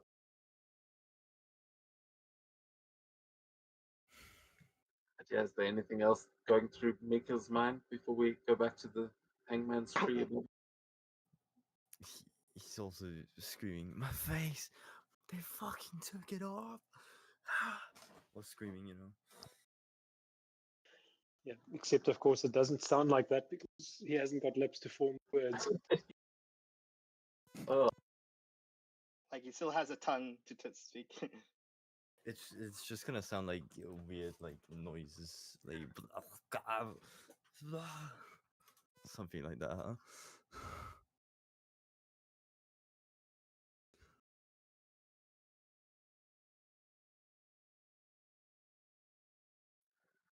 okay. A noose comes flying towards you, Onyx, for 26 to hit. Oh, yep, that hits. Damn, this has a high attack roll. It does.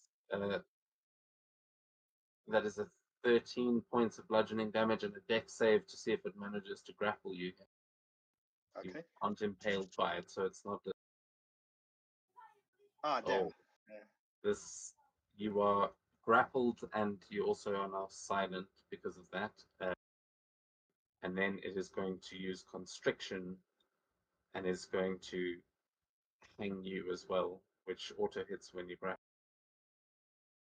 Oh, damn.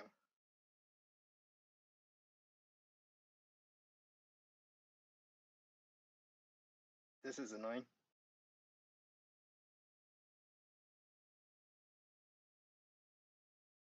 So a strength save from you. Okay, this is advantage. I'm reaching. Natural 20. Okay, nice. So this thing tries to lift you off the ground and it does choke you. You still take that 9 points of damage, but you are not lifted off the ground and pulled into the air.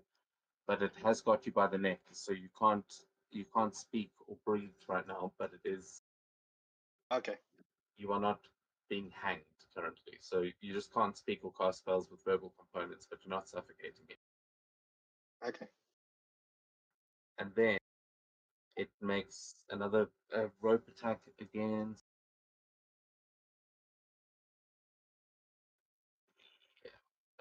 Yormund.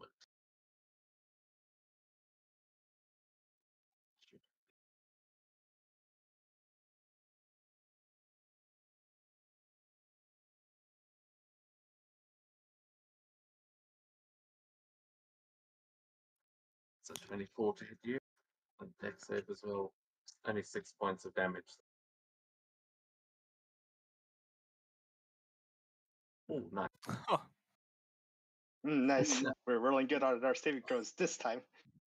Just grabs your helmet and like tries to pull it off, but you manage to put it back on as one more.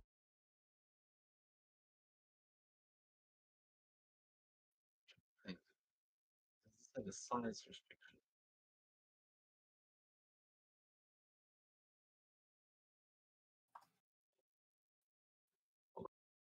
I'm gonna do this fair.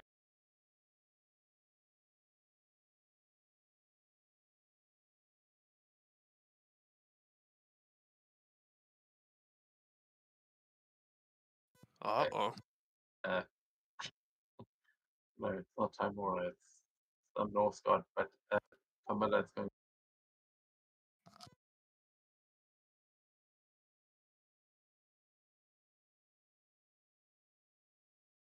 What about a vine?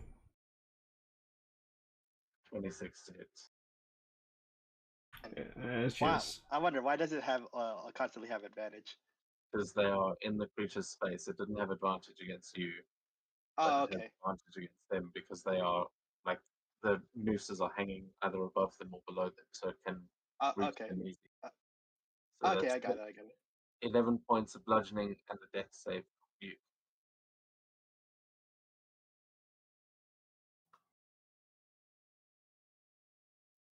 Not enough as it gets you by the neck. But that was 1, 2, 3, 4. Okay, yeah. So it is not able to use its constriction on this turn yet, but it has got Yormund and Camilla grappled, and neither of you are able to speak or use spells with verbal component. I thought I succeeded the. You thing. succeeded this strain. Oh no, it was Onyx that it's got by the neck. Sorry, yeah, you did. Yeah. You did avoid it, Yormund. But Malgrim seems to be dead as we go to Drake.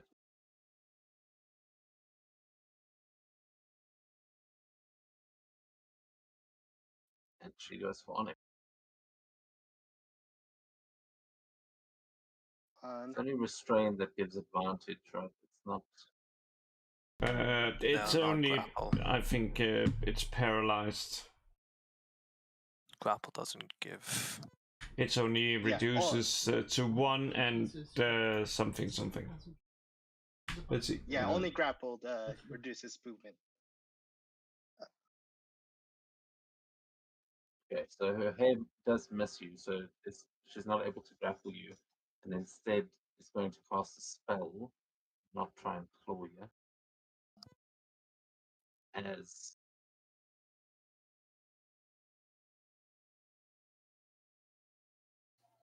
okay, yeah, you're going to see as she looks down at Malgrim, she's just gonna her hair whips towards you, Onyx, and she just says, "You will pay for this.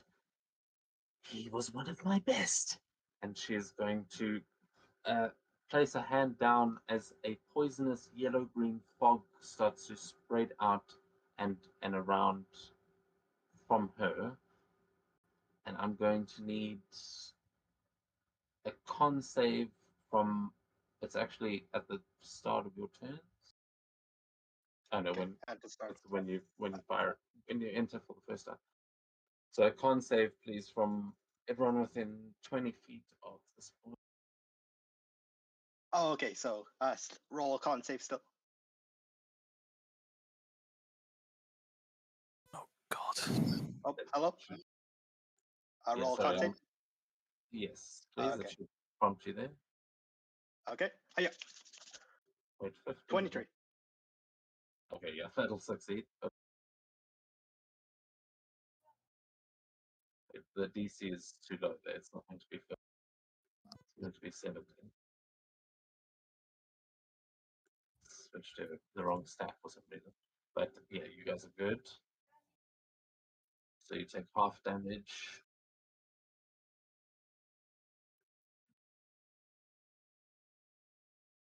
And Mikil, you are caught in it. So you are going to fail a death save.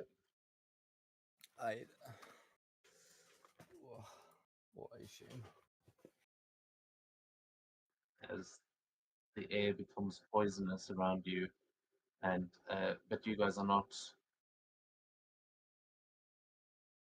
Yeah, and it's not about breathing. I was just thinking Onyx might actually be safe, but no, it says creatures are affected even if they hold the breath or don't need to breathe.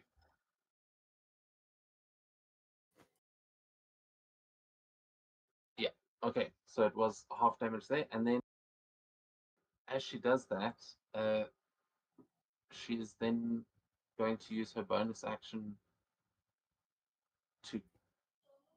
Oh wait, that was a leveled spell, so she can't do that. So she is going to start running.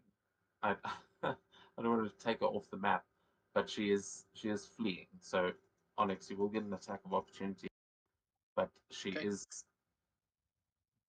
How far is she? I mean, she's running just out of your reach and kind of Yeah. leaving this cloud behind. Oh yeah. Oh yeah. I'm just asking like how far is like she running essentially. Yeah, she's trying to get away completely, but I'm not going to. Okay. I'm going to give you guys a chance to react here, as she is essentially getting away. She has. You are 15. grappled Damn. there. Okay, so yeah, you miss as the thing's got you by the neck, and she manages to run into the forest. And as that green cloud sort of spreads around here, she seemingly runs off into the forest and gets away without Malgrim. She has disappeared into the tree line. If you guys want to follow after her, that's going to have to be outside of initiative, unless you flee this fight as well. But the tree is still the main thing. And if you want to chase after the hag, you can do that outside of this comp, because she has essentially escaped. But Yormund, you are stuck in the fog cloud. The tree is attacking, and a lot of stuff's going pretty bad. So, what would you like to do? I am doing nothing this turn except for grabbing Mikkel any way I can and just going back to the ship with him. So the only thing I want to ask is, would picking him up be an action or like a bonus action? I think usually it would be an action, but you've got some feats and stuff that let you do things bonus actions. I'm not sure about you specifically, but it will need an athletics check. We'll say if it's can too do that. low, it'll be an action. If it's high enough, you'll How's a 19? yeah, that'll do. If you can bonus action lift him on the Nice. Then I'll do that and just dash back. You could bring him closer to Svenja. That would help. As far as Yorman can tell, you are hung and very close to death. Probably unconscious, so just... And No, she's Gordon's kneeling on there. the ground, choking. But yeah, fair enough. Yeah, I mean, you're running right past Svenja, to be fair. She's just fallen down out of the tree, kind of running between the giant and her. So we'll definitely see that she's not dying anymore and easily able to get onto the ship. And also, I want to get myself and Mikkel away from the tree. I'm sick of getting attacked by this.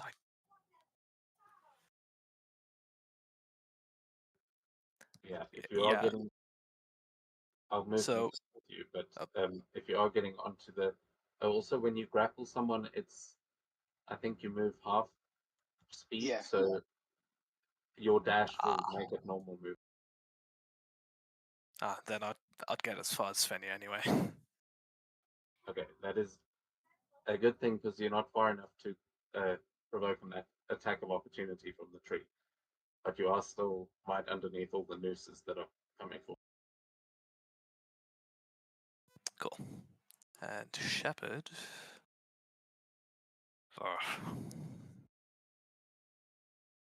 Not sure what Shepherd would try to do. I think Shepherd will have a look at his buddy over here, the Kelpie, and see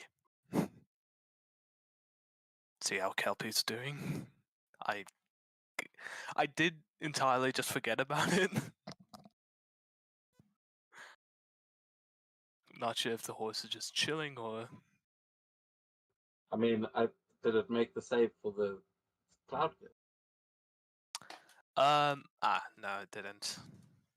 Because it's got 23 hit points left, and that's 26 points of damage there. So give it a con save. Let's see. Okay, it makes it, so it's half damage. Okay. Is it sort of like free to move?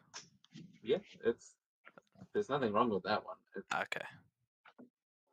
Oh, unless Then- it got impaled, but I think it's probably able to. Okay. Then... Yeah, Kelpie's gonna come back, and so is Shepherd. Actually, out of anger, Shepherd will bite the tree. I wonder if it will actually do damage. Piercing against the bark, like it's just the root. Although, maybe he doesn't have to bite. He can just... like marking his territory. I knew you were going to Well... He won't take damage if you piss on him, but I mean, psychic damage. Maybe. Well, I was actually going to just do this. I'll freeze half of it, as much of it as I can. Okay, yeah. So you can roll that damage, but it also then it will need to make a con save. I don't think it would handle a dexterity saving throw, I suppose. Oh, is the cold breath a dex save? Yes. Okay, I'll make that first. I imagine it doesn't have a good dex save since it's a 3. Probably not, Oh, but it did roll a 17 with a -2 for 15. Fucking hell, that saves. That does save, but it does take cold damage, so it is going to make con.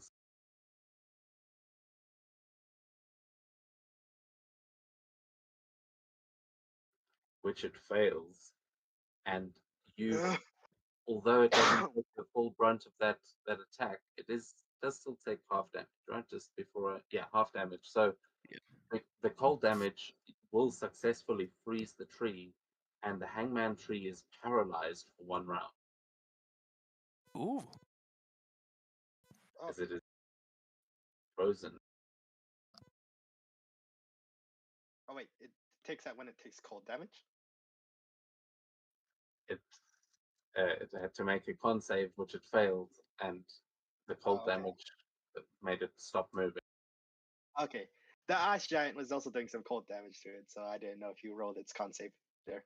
I did, and it succeeded. Oh, okay. I have been checking for cold damage, but that cold breath, that did it. Okay, gotcha. Then I think we go to Carmilla, if that was everything for Shep.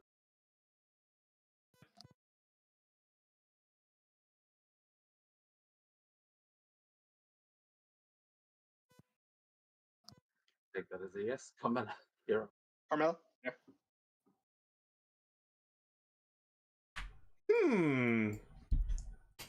Let me just see it. You said we were at that I was only grappled, right? Yeah. You're grappled around the neck, so no verbal components, but you're still on your feet. What? Easy. I'm just gonna get out of the grapple.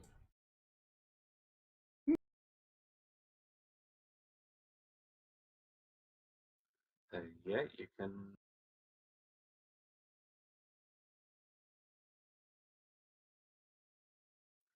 Doesn't actually say. Most of them say you can use a.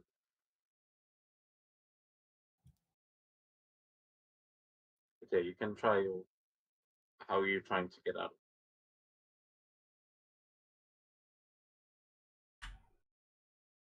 Well, since I presume it is not what's called like holding on to me, I'm just gonna. What would it call like It's just by the neck? I mean, it's a pretty. Like the more you struggle against it, the tighter it gets. I don't think this actually has a. I don't think you can just wiggle out of it unless you've got some move to do it.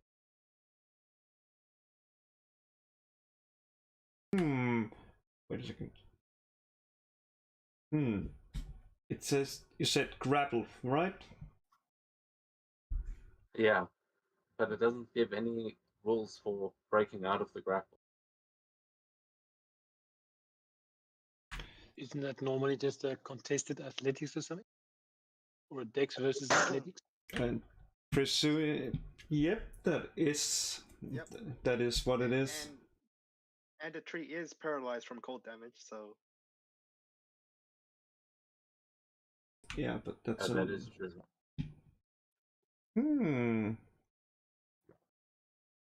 Still, let's see. Yep.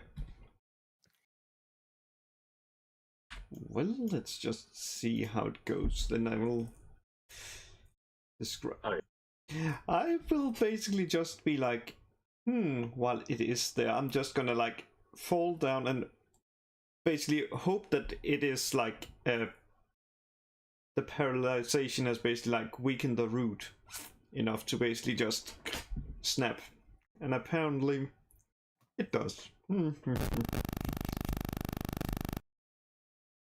how's this for description, Carmilla? Using your spider stuff and twisted it around the vine, and somehow by taking the weight off your neck with your feet, you can loosen it and get out. Spider climby stuff. Spider-Man stuff. Onto the boat. Away from the tree. Don't want to be near the tree. Fuck the tree. Burn the tree.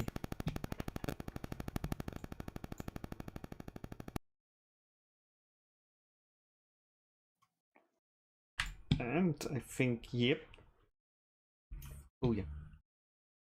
Just gonna try hiding near the mast. Okay, yeah. Probably get some. Apparently, I am the mast. And that brings us to Svenja. Nice. Okay, so is Onyx still restrained? Just grapples, but it's also got him by the neck.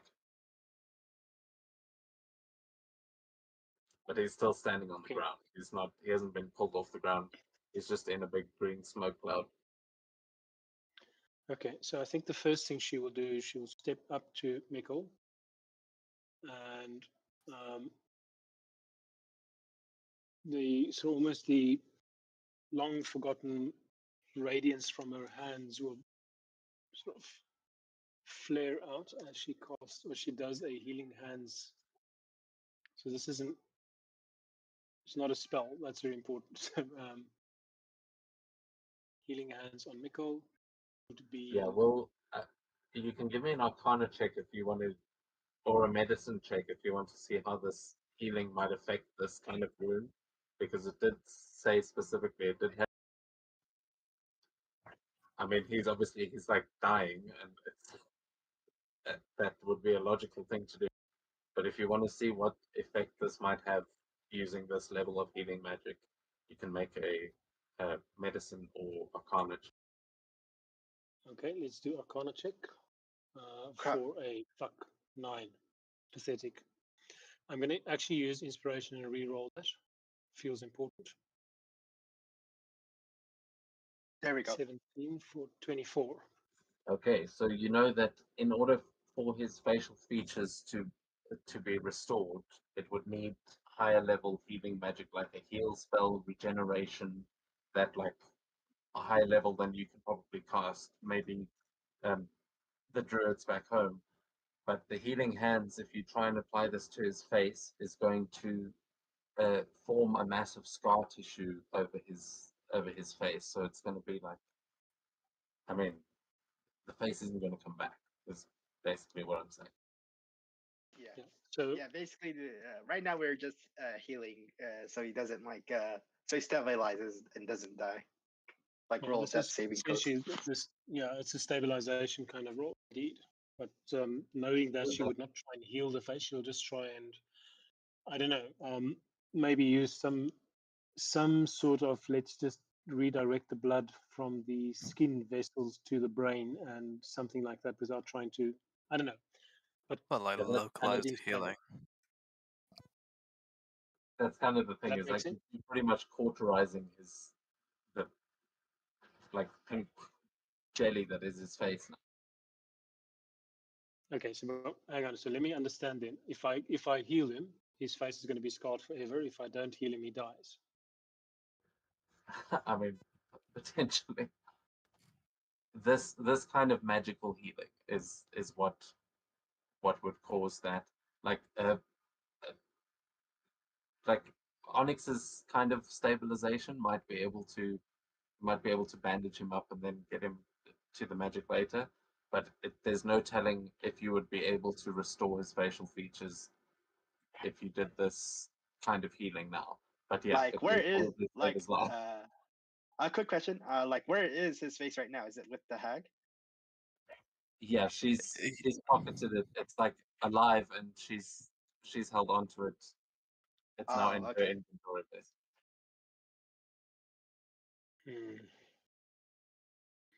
Okay, then let's not do that. Then let's what the hell? Let's use that final spell slot to cast Dispel Magic on the cloud. So level 3 spell against level 5. So I guess I have to a Yeah. Spell casting ability check. Yeah. So that will be a 20 plus. It sounds too high. Ah, crap. Oh, wait. Oh, 16. Yeah, that's enough. I think it's the DC is 15 if it's level. yeah, DC is 15. So yeah, you are able to dispel the poison fog. But yeah, you know that you would need like a spare the dying or something if you want to keep that wound open enough to fix it. This is for Mikkel. Yeah. Of Onyx. Yeah, No, Mikkel, Onyx is still alive. He's just got a leash right now. Mm-hmm.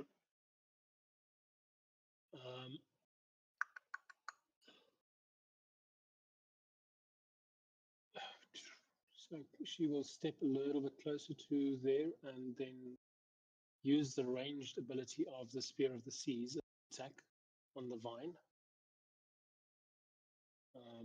So she's lashing out a sort of water lash. Hang on a second, that doesn't do damage. She's actually throwing the spear basically at the vine. So what do I target there for you? So I just target a tree. You can just roll it. There's nothing to target for the actual vines themselves.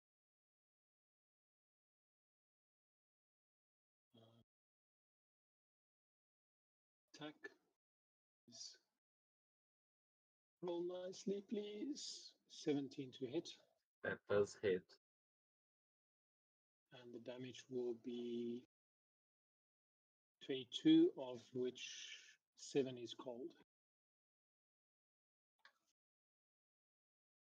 Okay, yeah, you will see the rope sort of start to freeze up there. It looks like it could probably be broken through fairly easily, but it's kind of gone rigid now. Just to double check, was it a bonus action, the dispel magic? Oh, Action. right. I couldn't have done that. It was an action. Oh, okay, sorry, I thought I missed something. So you've Yeah, no, dispelled. you're correct. So I couldn't have done the attack then. Damn it. Sorry, Onyx. It's okay.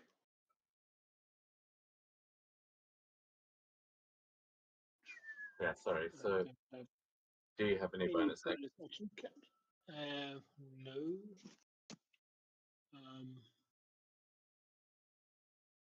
No, all my cantrips are actions. So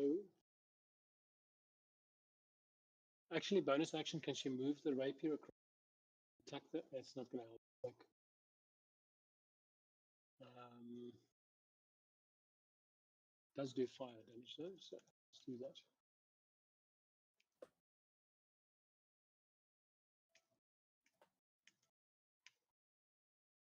So it will be a nat 20 with the rapier. So I just roll double the dice, 2d8. Yeah. Plus 2 plus 2d8. Well, actually, we add max on one of the dice, so when you got okay. So it will be it's fine. 2 Otherwise, plus then that will be enough to cut through it with a crit. Yep, hope so. I mean, a lot of that is fire damage. Yeah, so that blade goes spinning through and slices through the rope that is holding you there, Onyx, as the tree doesn't seem to be able to react right now. Okay. And you are now wearing one of those hangman's nooses.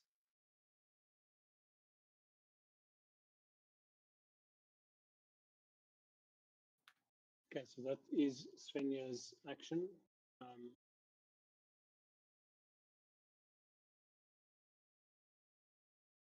And I think she's used up her movement and stuff as well. Actually, no, she has. Well, she's moved 15 feet, so she'll move the tree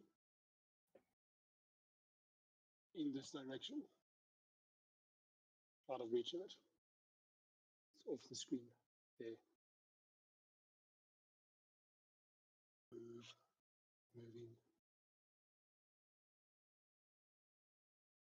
Machine says that's where my movement ends. That's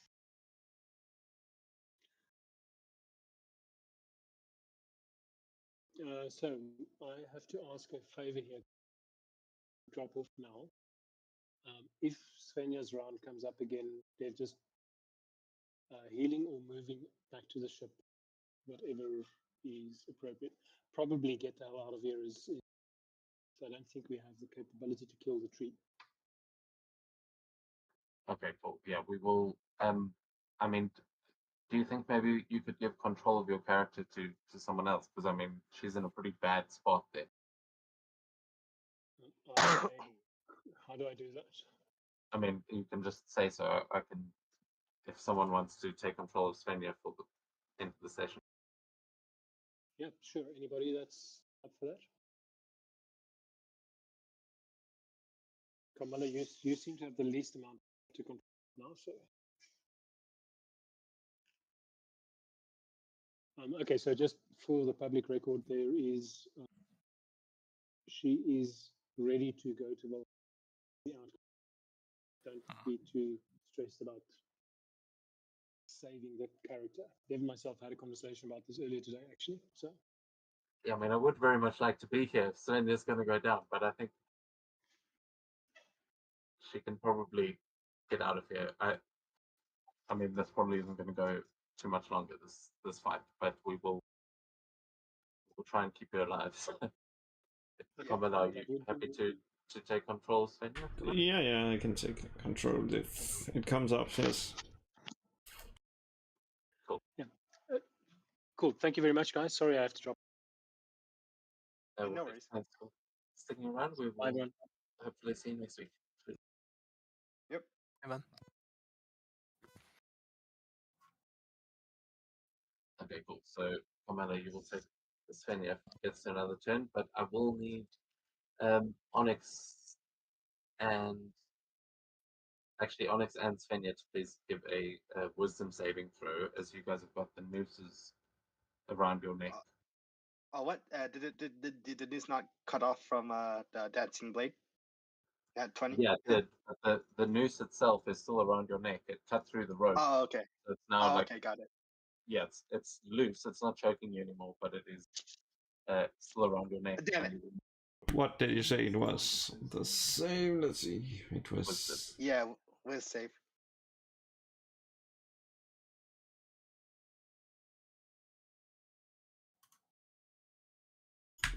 $20. So Svenja is fine, but Onyx, you are going to suddenly start to crave the taste of flesh. Like you basically have the first level of like a zombie disease. If you can imagine, like the zombie virus is like taking over, and it's definitely coming from this noose around your neck. Oh no. I- Okay. But you'll be able to make another save on your turn. However, any creature that is below half their hit points. Oh, right is- now I am not. I'm No. not below half. No, is a target for you. Oh, okay. Oh, that's what you mean. Okay. So if anyone's bleeding, basically, you now want to eat them. You still have the rest of your faculties, but that is your first course of action, is to go and sink your teeth into the nearest bleeding creature. Oh wait. Oh, that's what I have to do on my turn, or Yeah. Unless you've got some way to break this, it's basically a charm. okay. But Svenja is not under this effect, and we go to your turn, Onyx. So yeah, I know Oh as wait, a monk no. you might have some ways to break out of this, but right now you're in zombie mode, and some of your friends over there are bleeding. Oh, but but can I? Oh, I'm forced to. Oh, basically that's my guaranteed 100% guaranteed action to do that turn. Yeah, unless there's something you can do to break it. Oh, Otherwise, at the end of your turn, you can make another wisdom save. But I wonder, can I force myself to feast on Malgrin? dead body. Melgrim has no blood. He was dead already. Plus, he's Oh, an crap. object because he's dead. Ah, crap. Oh no. So, nothing. Just I had to do my action to do that stuff. Yeah, the nearest bleeding creature, if there is something, if you go near anything bleeding, it's you're hungry. I'm gonna leave it up to you to roleplay, but you do, as a monk, I think you do have some ways to, center your mind. Yeah, but right now I don't have it unlocked. It's next level for me. Oh, is it only next level? Oh no. Yes. Let me double check. Wait, hold on. Let me double check. Level 9, Right I now think. I'm monk level 5. I'm monk level 5, so Yeah, I mean, I don't remember. I'm just Level 7. censoring like monk stuff. oh no, the stillness of divine type. It's at 7th level. Oh no, dang it, and I'm at level 5, so no.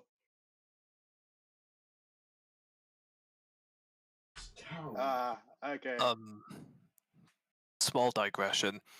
Aren't we meant to be at level 6? He's No, most I'm level- multi-class. Yeah. I'm level 1 Oh, okay. barbarian, Okay, level okay. 5 monk. Forgot about that. Yeah, he's raging. Got some barbarian. Yeah. Ah, damn. Curse my win save. Oh man, I'm so sorry, damn it. Ooh. So I'd say, I Oh. mean, yeah, Shepard and Svenja are kind of within similar range, but Mikhail's looking the juiciest for sure. Oh, fuck. Oh, fuck. Oh man, come on. I mean, if you want to roll a d4 to like determine who you try and eat, because I know it's an impossible decision I've given you there, but they're all I know. I'm gonna roll a d4. Odd, it's Svenja. Even, it's Shepherd. So odd. well. I mean, there's 4 targets there. You've got Yeoman, Mikhail, Shepard, and I suppose the Kelpie's there as well. Wait, who? Roll a Oh, Kelpie. d5. Okay, so slash R. So 1 d5. Okay. Okay, Okay, what it's order fine. shall we do? Just by height, maybe. So Yormund 1, Shepherd 2, Mikkel 3, Kelpie 4, Sanya 5. Okay. I mean, doesn't So who's 2? Shepherd. Okay. Oh no, poor Shepherd, no. So bite what do I back. have to do? Like make do I make like a bite unarmed strike attack? Yeah, Something like that. exactly. Okay. Uh, But is Shepard below half his hit point? wait, he's injured. He has it below now. Then Shepard's oh not no. one of the targets. Oh no. I'm sorry. It's because he's got a blood spatter over him. But it's if they're underneath half their hit, which I think applies Okay. to the rest of you. Maybe not your. Well, in that case, your only targets are Mikkel, Kelpie, and Svenja. Yeah. Right now, is Kelpie the nearest? From where I am. They're all About like as on the line. close. Oh, okay. Oh, okay. I'd say roll a d3 again because sorry, that was my bad. I told you that he was the target, but it is, Okay. we'll have Mikhail 1, Kelpie 2, and Svenja 3. Oh my gosh, this is so nerve wracking. Oh my gosh. Who's that? Svenja. Who's that? Svenja? Yeah, she just you see her sword cut through the rope, and as it drops, you look at her almost to thank her, and then you just see the blood, and something takes over. No. Oh man, for Svenja. Okay, so just unarmed strike. Yeah, Okay. Okay, unarmed strike. the team. Oh gosh, I feel so bad. No, no, no, no, no. Oh no, please don't make me do this. No, no. So you Oh my god. No, come on, no. how does Onyx? No. I mean, you're just like ripping her throat out, or what is zombie Onyx doing right Basically, he's just biting into the neck of Svenja. Like basically, like she's got the armor on, so basically the only thing open, closest open is like her neck, like based on the art. So, yeah. So now? yeah, it's a bite. As you taste the blood, you can give me another wisdom saving. Okay, please, please, please, please, please. There we go. Whew. 23.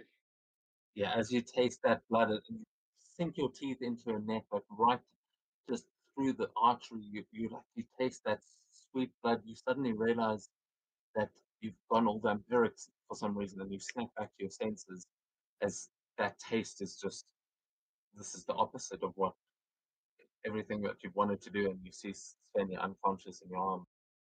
Oh crap. Yeah. Can Onyx immediately remove like the noose as like a free action?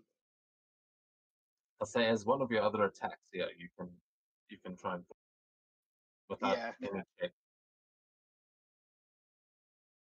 Yeah, and yeah, I can imagine that's the end of Onyx's turn. Like he's like, I was like in shock and sorry, like, oh no, what did I do? Yeah, you'll notice there's a noose around her neck as well. I'd say if you want to, as part of that, take that one off as well, you can. Because otherwise, Yeah, you know that this thing is about to probably wake her up. yeah, I'll remove that. Oh yeah, yeah, I'll do that too. Okay, Okay, the giants. the giant. Yeah, Yeah, yeah, the giant basically seeing the news and like how troublesome this is gonna use both of his great axe attacks to attack the tree. Like it had enough of its shit. Like right now, it's paralyzed still from the cold damage Shepard did, so it has advantage yeah. on its great axe attack rolls.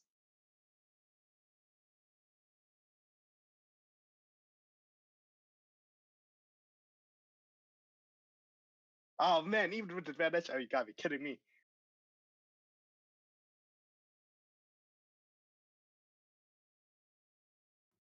Okay, there you go, that hits. At least it hits, but the one.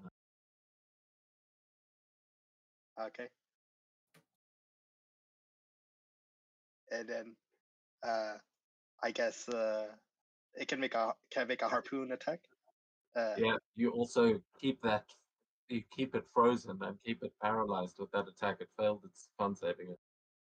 Okay. Yeah, so I can imagine with the harpoon is just doing the damage and not the grappled stuff. Right. I mean, you can still grapple it. This is a giant, so you'd be able to grapple the tree. Okay. Would pierce Okay, it right through fine. the tree, and then Oh crap! oh, Natural 20.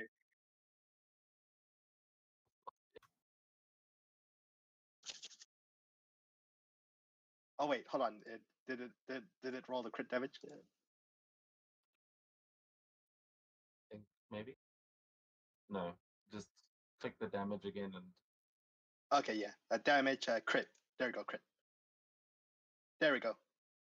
Okay, there we go. That's much better. okay, it was put the 13 from the original attack back. But yeah, you because this thing is uh, paralyzed, you do manage to grapple it and just pierce the harpoon right through it. So Yep.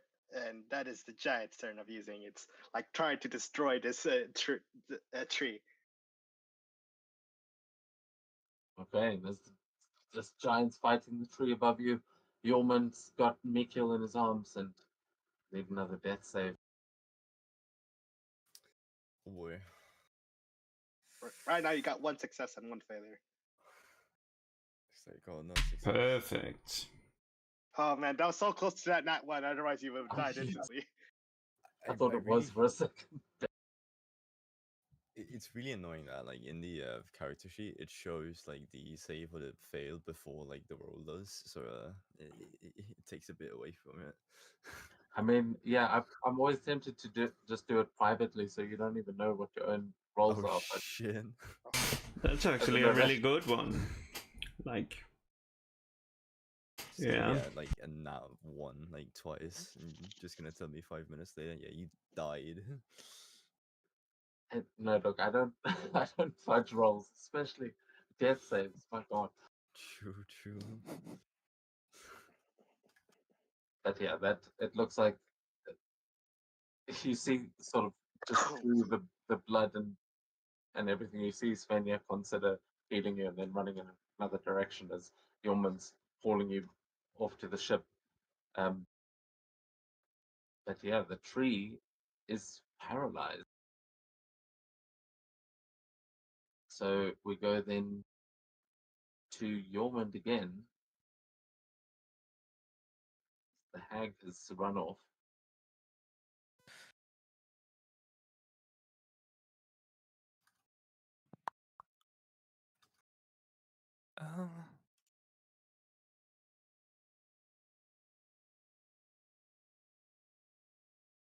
Should I?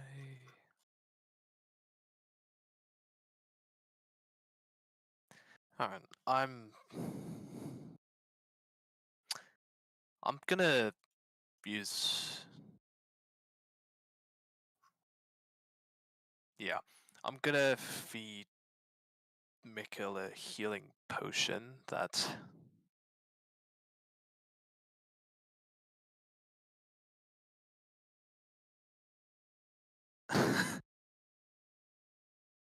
Mikkel, do you have a healing potion on you?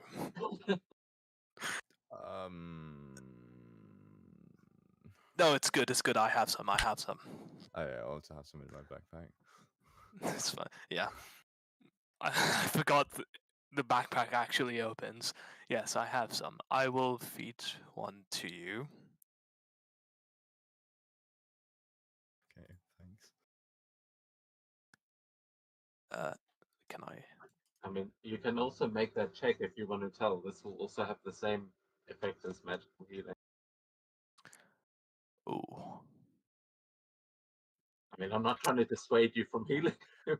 Yeah. But well, it's just what is it? Medicine or? medicine or arcana. Okay. Well, 15. Yeah, that's enough to know that this is going to need serious healing. Like this is like missing an arm or something. If you give someone a healing potion or just basic healing, it just kind of cauterizes the wound. It doesn't. So it's you can stop that bleeding, but it's going to create quite a visage. Small price for saving a friend.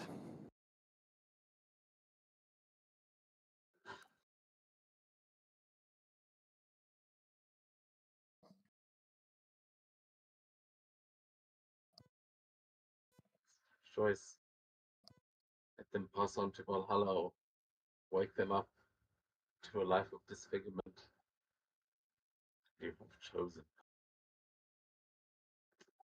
It's that skin starts to heal over and Mikkel's face is replaced by one big scar, but he is alive.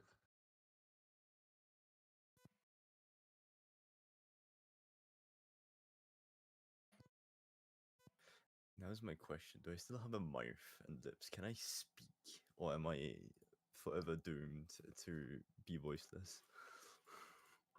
Right now, you still have a tongue, so you can speak. I assume. Just watch Undead Adventure.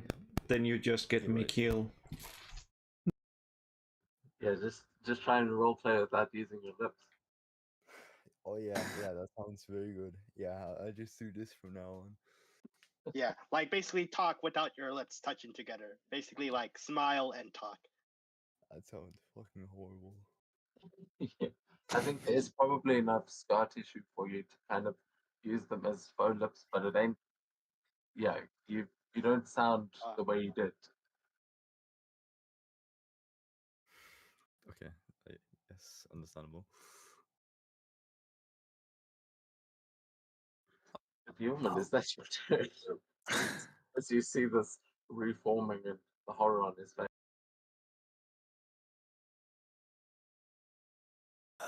Yormund is going to try and go the rest of the way to the ship, along with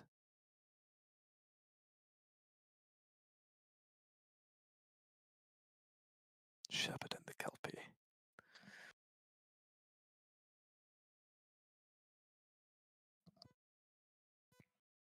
Kind of none the wiser about, well, I suppose you'll notice, but just Mikkel right now is the priority. But yes, now that's his turn. Okay, taking us to the top of the round with Camilla. Seems you see Yormund and Mikhail getting back onto the boat. It's the giants fighting the tree. What would you like to do? The first thing I will do is do a perception check to get a overview of the situation. Yeah, you'll also see Onyx biting into Svenja's neck and taking her down, but it probably trying to apply pressure to the wound or something, I would imagine. But yeah, it's definitely a. Oh look, Onyx is a vampire too. Well, is it now? I'm gonna join into the. Oh, Sapphire. No, I am gonna join. I'm gonna go there.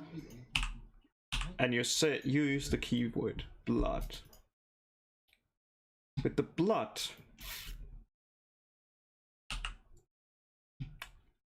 I'm gonna spend a spell slot oh wait. Oh, what are you doing? Oh, okay. to create good berries, which I will feed to Svenja, at least keeping them alive.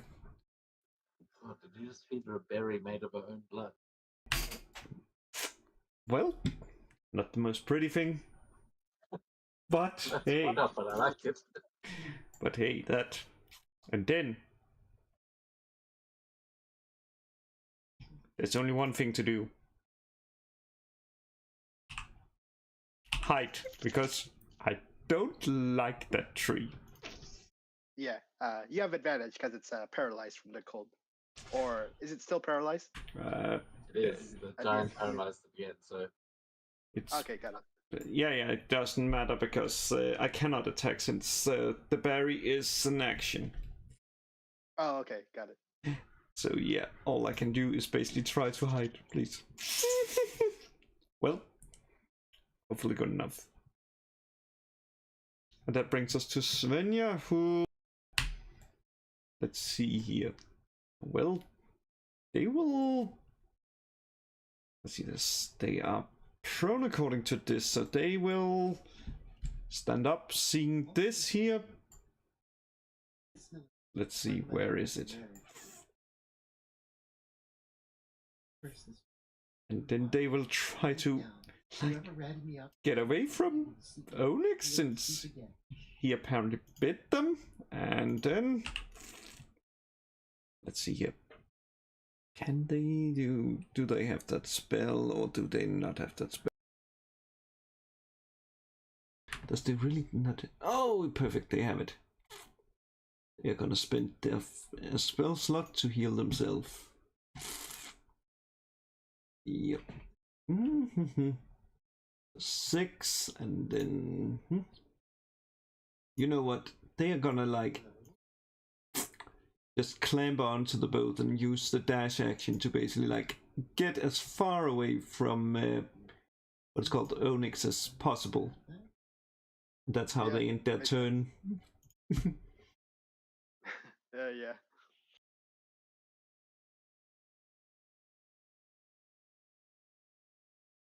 Yeah, bringing us back to Onyx, basically. Oh, okay. Yeah, Onyx is mad at the tree, for giving it a noose and basically causing it to hurt its companions, and it's gonna attack. So targeting, is it targeted? Okay, there we go. Target Eldritch Claw on the tree. Advantage because it's paralyzed. Yep, that hits. For 14 points of damage. And then another Eldritch Claw. Advantage. Yep, that hits. And that's gonna be 15 points of damage. And then bonus action Eldritch Claw. Advantage. Yep, that'll hit. And that's gonna be 18 points of damage. Odds still up. Yeah. Won't take another hit like that, though. You may be able to team up with the giant to finish it off. Yep. I can imagine it'll be the Giants' turn next. Is gonna finish it off. I mean, you can describe it as a combo move if you want, because I'm sure. But let's see. I know. The Giant did all the work. So basically, what the Giant did, like with the Great Axe, fittingly. Hold on, let me do. So click on the Giant, Battle Axe, attack, advantage. Oh my gosh! Oh wait, did it still hit? No. Or no? Okay. Second attack. Let's see if it hits. Battle axe. Advantage. Okay, there we go. There you go, 24. Yeah, basically, Giant did all the work, like basically cutting off much of its roots, but then seeing its large center, he chopped it down like a tree. Chop, chop, chop. That's it. And like as it does like a timber as it falls over. Like on the side, on the like right side, like falling timber. And with that, our battle is done, and you have defeated the Hangman's Tree. The hag managed to get away, but it seems like you were also able to defeat one of the hag's lieutenants, Malgrim. His body lies dead, along with Atrax's and a bunch of hanged men. Yep, basically purging like one section of the corrupted forest, at least of the Hangman's Tree. Yeah, at least this one, it seemed like Drekna summoned here herself, but it will not be a problem for anyone else traveling this river. You have cleared this part. Okay. So, yeah, everyone is still looking quite hurt, and Yeah, more than but others. yeah, but right now Atrax is he dead? Unfortunately. He's dead. It seems like she got the drop on him, and I mean, I know player sheets would have probably taken a bit more, but he turned into an NPC, so he's Yeah, he's yeah, done. makes sense. Yeah, and oh man, poor McKill, he's literally scarred. He lost his face, for God's sake. On that, Yormund would like try and find some reflective like piece of metal, or if we just have it, a mirror, just show him and just ask, do you want to live the rest of your life like this? Onyx kind of obviously answers for him. Well, obviously not. We gotta get his face back from the hag somehow. He still got unfinished business with them, but right now we are not fit to chase them. Yorman gives you a glare and says nothing, and turns back to Mikkelin. Oh wait, can I do an insight on your? Sure. Go ahead. Yeah, like he doesn't. Onyx doesn't know. Like, what did he say? Something wrong? He did. 15. Yormund is very, very angry with you, and you get a sense of how fucking dare you say that, like just that kind of vibe. Okay. Like Onyx realizes that and says, "Oh, sorry. Just spur of the moment. Sorry." Sorry? Sorry? Is that all you have to say? He gets his fucking face ripped off. I tell you, help him. No, don't go after the hag. Help him. And where do you go? You run after the hag. His body left in a fucking cloud of gas while you went after the hag. Really? Is that all you have to say? My friend of 15 fucking years. However long, I've known him most of my life, and you'd leave him like a dead fucking slab of meat. Why? No. So you can kill? Huh? No. Is that is what not you the want to be? point. Do you want to be a hero? What is it? No. No, that is not the point, Jorgman. Then tell me.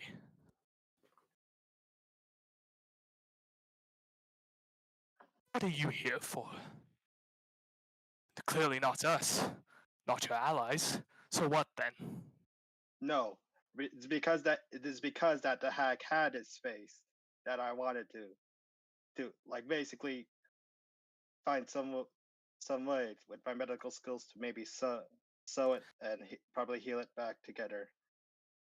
That because right now the face was in her possession. That is why it was at the moment.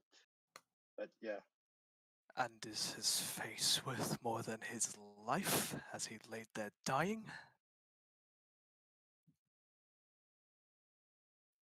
The giant says from above Onyx, "You are one to talk.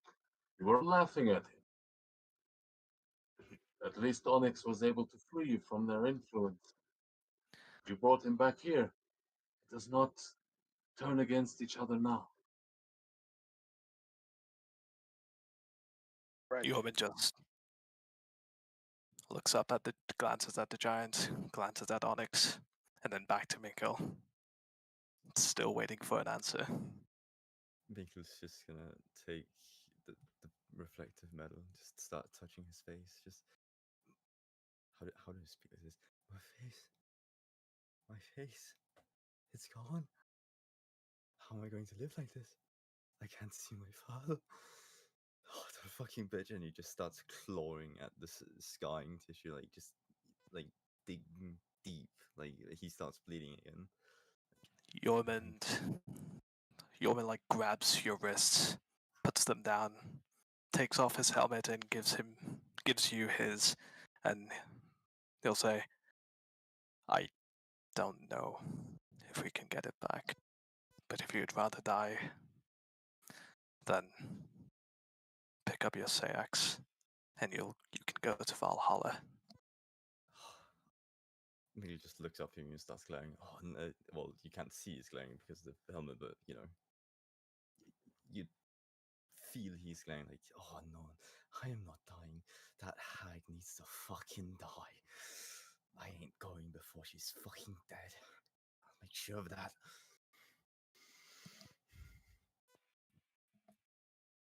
Yomen just nods and still offers you his helmet. I'll take it for now.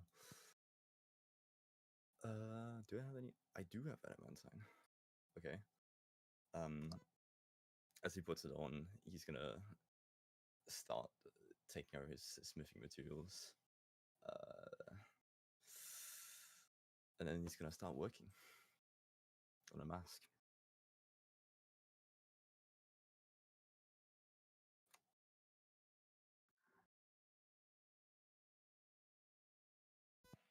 I think we're gonna need art of the mask and art of what the woman's face looks like.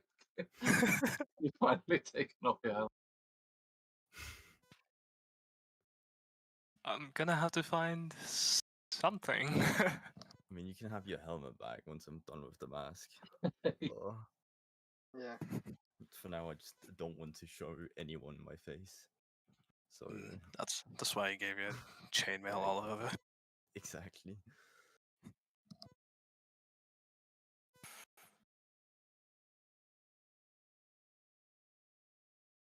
Yeah, Yomen will take a seat and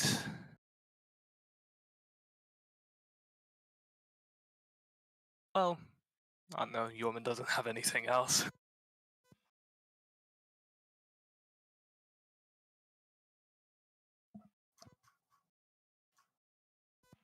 sits there and thinks for a second.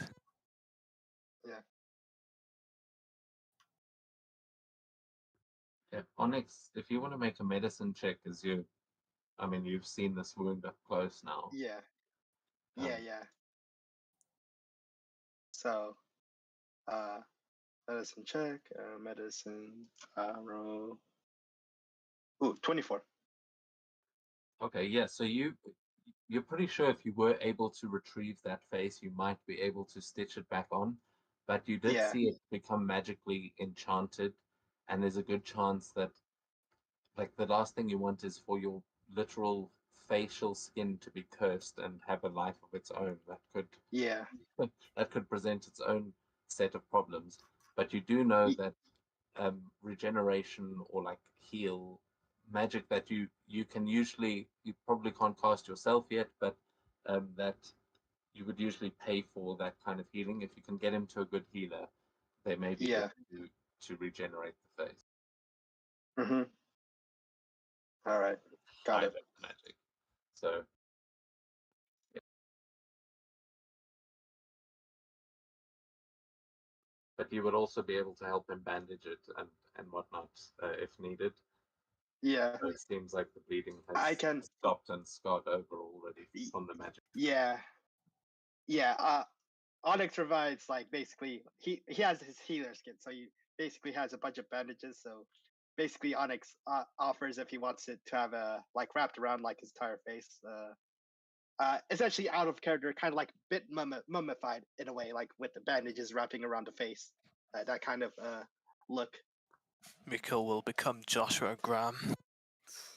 Yeah, basically.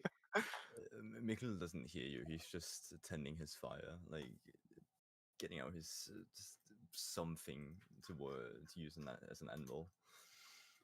Like, I he mean, I does feel not like putting hear. on a metal helmet with like raw skin like that is probably quite unpleasant. So I mean, Yeah. are you ignoring the bandages, or are you letting them kind of help you put some basic first aid on your face before you go to split?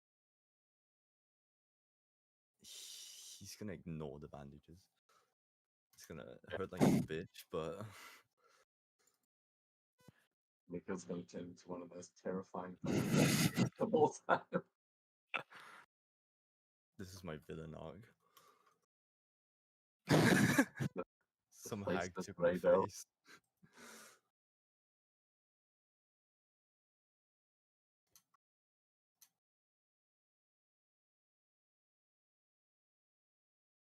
So with that, you have the ship, and it seems that you've lost a few. You now have a decision to make whether you're going to continue heading upriver deeper into the Hags' territory, or if your business with them is concluded, or maybe you want to go and pick up an army to come back. It seems they've got a lot of allies in trolls and forest things, and you did hear that they also have some sort of deal with some kind of fiends. You don't know if they're devils or demons, but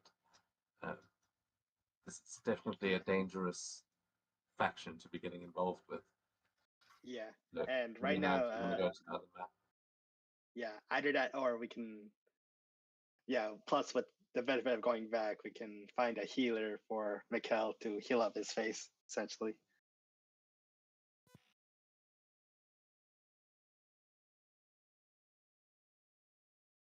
Yeah, Yeoman will, after this like moment of thinking, just say, we should come back here with an army. Maybe not tomorrow, maybe not next week, next month, but we shouldn't go any further. Hmm. I think Agreed. this ordeal has taught us that hags are a bit beyond our capabilities. Yes. Right now, one thing for sure is that we cannot fight these hags straight head on. They use a bunch of tricks and trickery.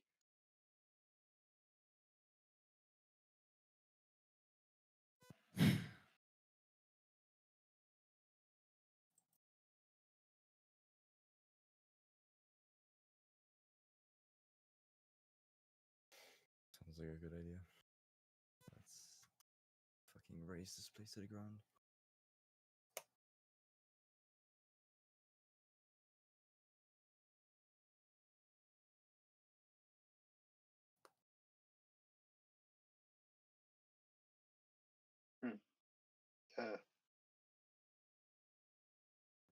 Sorry, if you said something, I don't think I heard it there, but dogs are going mad. Oh, what did you say? I just may have missed something there. You were saying that you want to bring an army, but I didn't hear anyone responding to that. You Oh, we did say we should head back. We may come another time with an army, but for now, we're out of our league. Yeah. Plus, like getting it is out of character, but getting a healer for Mikkel. Yeah. you will know that killing Malgrim will have dealt a massive blow to their force, well, to their faction, and they're probably going to be pretty pissed about that. So, yeah, there's a couple of options on how to get out of this territory if you want to do that. But you guys are kind of at the top of that river. There is dense pine forests to your left, and you're obviously still surrounded by some forest there on the riverbanks. But if you want to head back, I mean, you're quite a ways from Broudevik at this point. Yeah. Yeah. Plus, right now, the dragon is pretty unhappy with the dealings with the hags. So right now they are not currently aligned with the dragon, from what we've heard. Could be. Yeah. Like, just saying, like, he's not completely on their side, but rather just unhappy at the moment. Yeah, their relationship seemed to be more business than any kind of like real loyalty. And yeah, and yeah, you guys have a sort of opportunity to disrupt that, and you would know that Malgrim was the one dealing with the dragon. So if you are weakening that alliance, killing Malgrim may have had an effect as well. Okay. Yep, and I wonder, looking at his dead body, can I loot? Oh wait, oh no, I assume there's like nothing on it, since I imagine when we captured him, he already looted everything off him. Did you? I don't think so, We- but We should have, but we I don't think didn't. he did, because he had it. He tried to use a teleport scroll or a dimension door, and you counterspelled him. okay. Let me Like, does he have see. any other? Okay, so what other things does he have on him? If checking his body. You can give me an investigation check as I find that. Okay, damn. It's just a straight roll, but let's see. Does anyone else want to join an investigation, or no, just Onyx? You can give Onyx advantage if you want, but not everyone's going to roll. Okay. So otherwise, it's like the chances of failing it are practically. Yeah. So if no one's gonna offer to help Onyx, yeah, I'll just do a regular roll then. Okay. Oh yeah. No, 4. Yeah, so I don't think so. Yeah, so you find some scraps of parchment that. Bear in mind, parchment is not the most commonly used form of writing or anything, so it just seems like useless, everything that you find. And it does seem like he didn't have much on him. You get the impression maybe it was hard to hold things in your pockets when you go incorporeal. He does have you find he's got a pretty,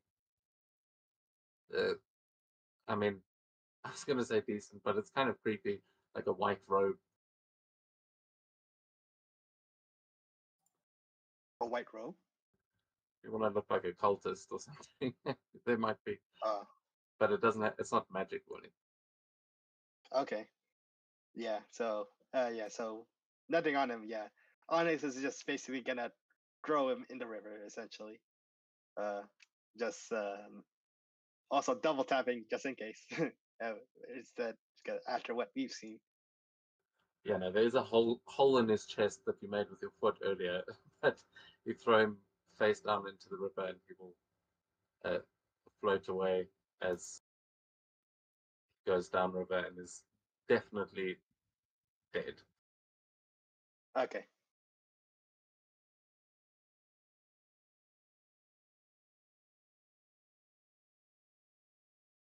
There is also, I mean, the tree. If you want to try and harvest the tree, but that seems similar to like a tree ant in terms of the bark and things, much like the one I think you harvested before. Mm. I don't know, your priorities may not be there. Yeah, but right now, I don't think the priority is there at the moment to harvest the tree. But right now, Onyx was just checking, double tapping the dead body of Malgrim, making sure he's dead. And yeah, that'll be it.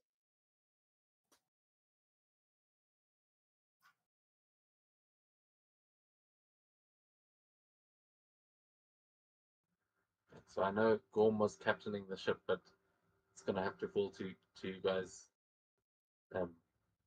Which direction you want to set sail in, if you want to try and take a rest or anything. It is about midday.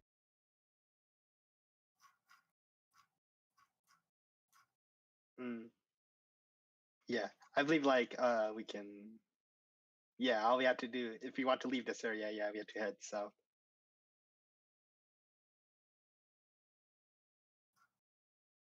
Hello? Oh, hello. Okay. My internet shut itself, but it's good. So Onyx was just looting Melgrim and not finding much. So we're just discussing where you guys are going to go from here. It's midday. I think everyone's not moving up for another fight anytime soon, but you've got the river to head back south if you want to go back the way you came. Otherwise, it's up to you. But the world is open to you. Yep, it is a sandbox. Somewhat. Yeah, Yormund would suggest just heading home to Broderick. Yeah. It's probably for the best.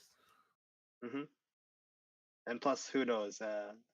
Like the hag was saying something about doing something to the town if we continue go after it, but still, we're going Broderick to nonetheless.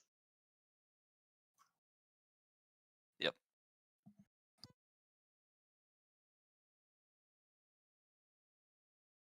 Yep. Okay. So whoever's going to do the navigating can please give me a survival check. Oh yeah, Onyx can do that. Do that with the survival check. Okay, and then Kamala, are you going to take the lookout? Yes, I'm gonna take the lookout. And you can also give me a perception as you head off. There's water. Yeah, you will see that the hanged tree that you, like the hanged men that you saw, you don't notice any more of them coming towards you. It seems like they've given up, and you don't see any traces of the hags around as you guys turn around and start sailing downriver. But you are able to stick to the river and make your way pretty much all the way down this river fairly safely as you set sail and row back down for the rest of the day, I think. Seems so. But yeah, I'll just double check how long it will take and then I'll move your tokens. But you're doing anything as you row, and as we'll start wrapping the session up here for next time. Yeoman's mostly just thinking things over. Using the rowing as just routine for it.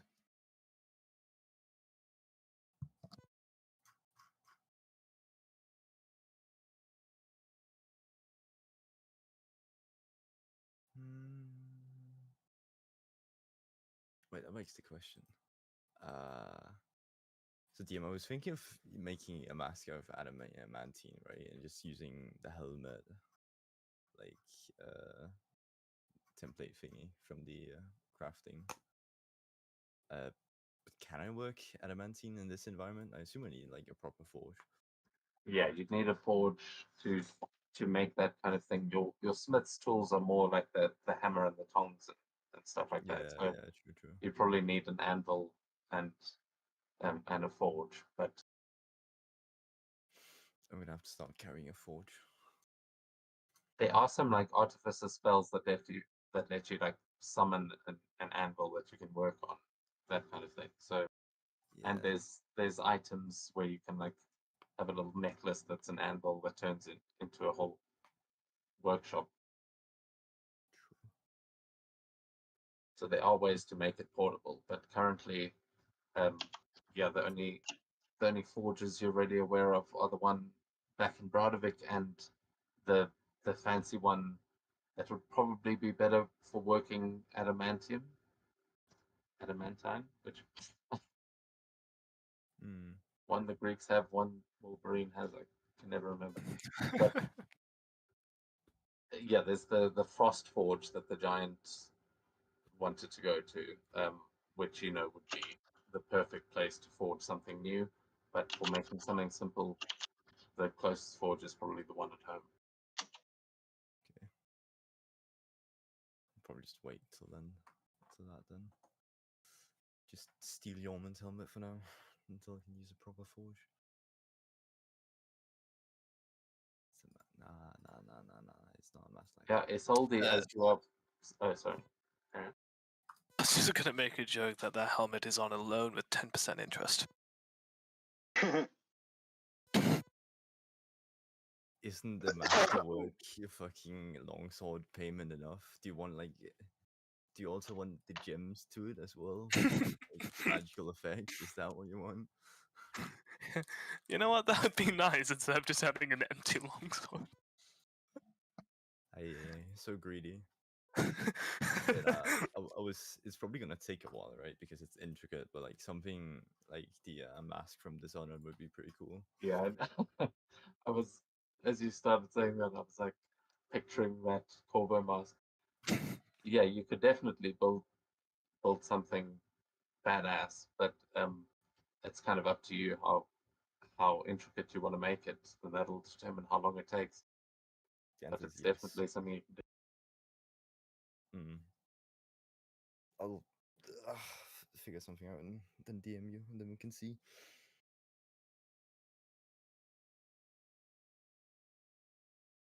Yeah, I will look up some specific crafting things to see if we've already got some rules for that, because we might. But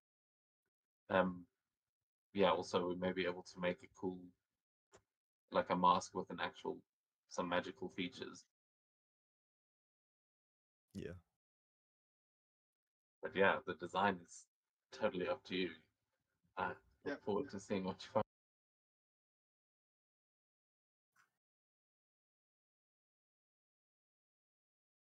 So you guys, only for about like 2 hours or so, you get back to where you had set up camp, and you're heading back into the marsh.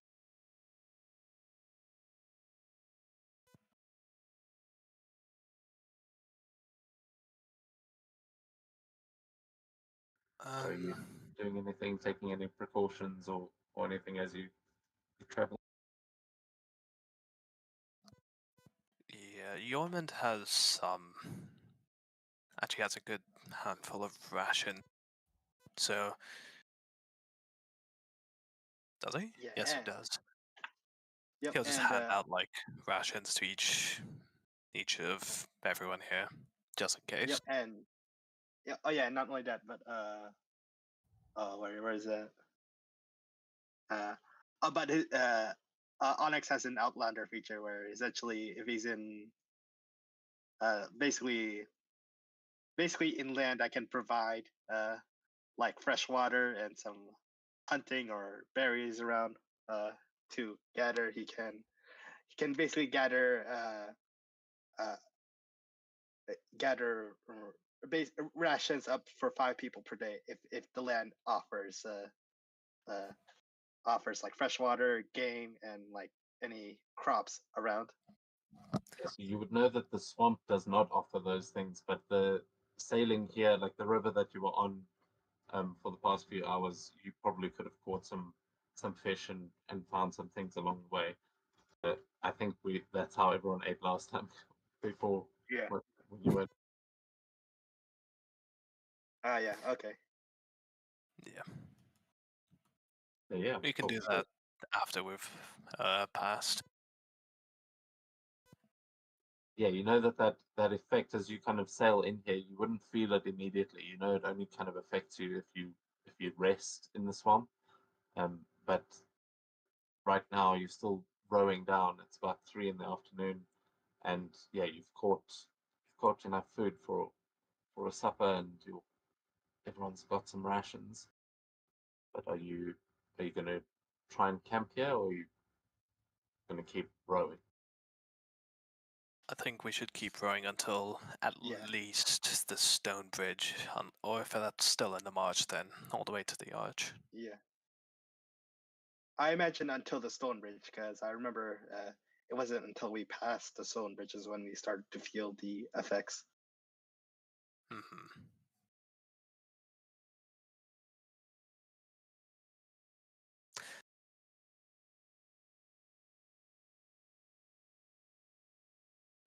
Okay. As we get to the stone bridge, Mikhail, could you please roll a d6? D6. Yes, I got you. Like, is high number good or low number bad? We'll see. Relative. 4. Okay. And then, Carmilla, can you please roll a d10? Oh, Carmilla. This is going to be some kind of encounter. Maybe. I predict Uh, it'll involve a fish. It will I wonder, involve did we, like, taco. I wonder, did we already take a long rest or a short rest already, or no? No, you have No. not rested. You've been rowing, so Okay. that's why I was asking before. But as you approach the arch, okay, yeah. So Carmilla, also as the lookout, you can give me a perception check. As yeah, everyone else is busy crewing the ship.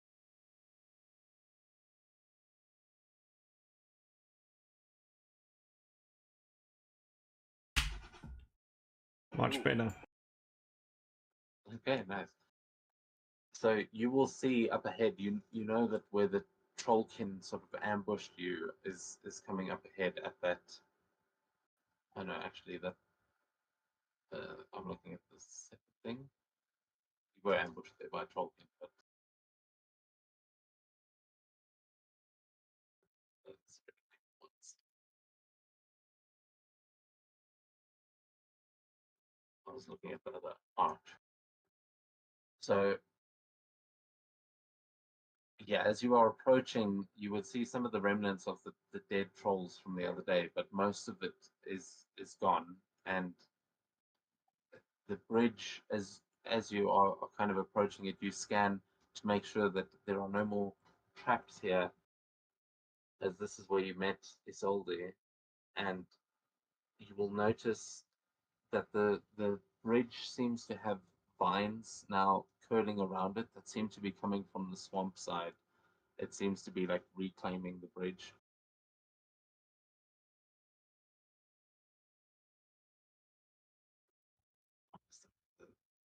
I looked at the wrong table, so I'm just double checking.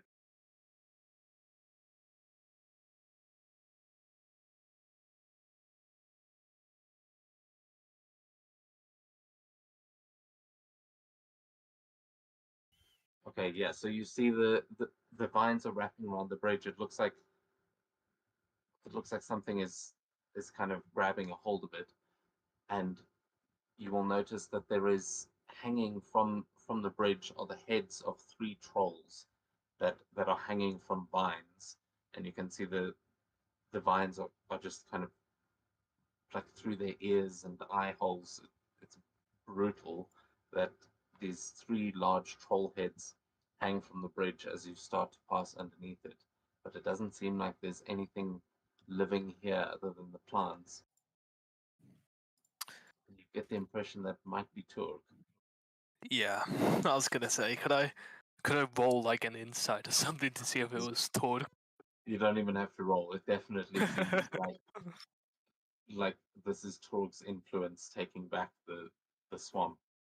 And you definitely you can make a an insight check to see why it's like putting on this display. Mm. Just like to show off, I guess. Anyone can Fair. make this check.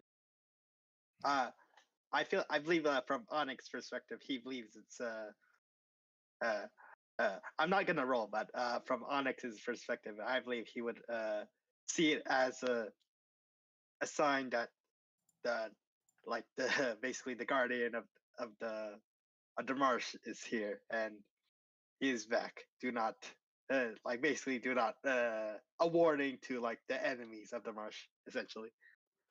Yeah, Who that align themselves. you definitely get that impression. But I will say, Carmela, with that role, you also get the impression that, or you would actually recognize the face of 2 of these trolls from the Whispering Glade. It looks like without Meldrum in the picture, Turg is having an easier time taking care of these trolls. And that force of trolls that the hag threatened you with, Turg may be helping you thin it out already. Okay. We love Tord. We love talk. Mm-hmm. Torg is our buddy. So it seems relatively safe here. Are you going to try and take a rest here, or carry on? There's still light. I suppose we can go on until the dusk. Yeah. Dusk? Yeah. Yeah, dusk. Yeah, dusk. Yeah, dusk. Okay, then I'm going to ask for one more survival check just to stay on course. Okay. Survival from higher on it. Damn it. So close. It was like 2, 28, 18, then 2. I suppose Jormund could help if he like notices, hey, this isn't quite the way we're going. Are you sure you have it right? You have to look, those trees aren't the same, blah blah blah. Okay. Well, Roll So again. maybe it Is That's that the what point you be of the rolls, of like taking the navigator role, is you're not going to notice when you get lost. You only notice once you are lost. But I'll say that you can make an insight check now, as those of you who are rowing start to notice that you're rowing hard. It's like you're going upriver again. And yeah, Yormund, you realize you're definitely going upriver, but you're supposed to be going towards the sea, so this doesn't make sense. All right. yeah. Yeah, well, I'll just say we are definitely not going south because this is upriver. This is much harder. Mhm. Might want to just turn around and see where the river takes us.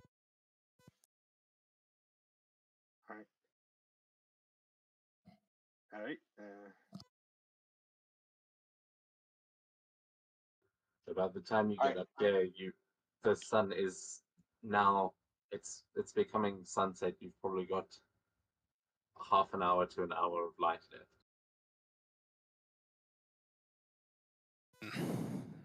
We can set up camp here then. It'll be fine. Probably. Maybe.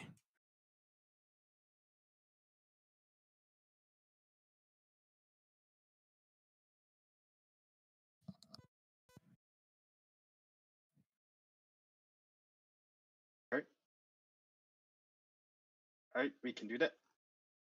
Yeah, I just don't think it'll matter too much whether it's here or at the arch. It's far Yeah. enough away from the marsh. Yes, it is better to travel with later on. Cool, then. Right. As usual, So- Jormund will go find some firewood, chop some trees down, and make for camp. Do we set the watch order? Yeah, let's wrap things up here with the watch as Okay. we go through the night, and you set up camp. You can let me know if there's anything you want to do there in camp before you go to bed. But we can go through this rest, and then we'll pick up next Yeah. session in the morning. Yep. Onyx can take first watch.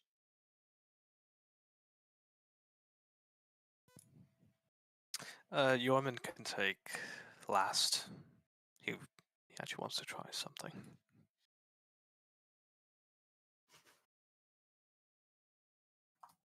Okay. He'll be second and third. Right now, Carmilla and Mikkel. Which watch will they take? Okay. Middle. Onyx. Yep. Onyx, Mikkel, Carmilla, Jorvin. That's the order. And is there anything you're doing before you head off to bed? Yep. I can imagine Onyx will actually check up both with Mikkel, see how he's doing. So Mikkel, how are you doing? What are you doing essentially with your free time of having your face? You know.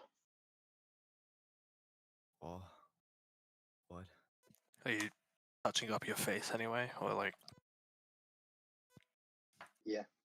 Yeah, I can imagine for Onyx as the medical professional, he's basically checking up to make sure you're not like bleeding out or anything. Well, I'm not dead yet, so that's I think so. Okay.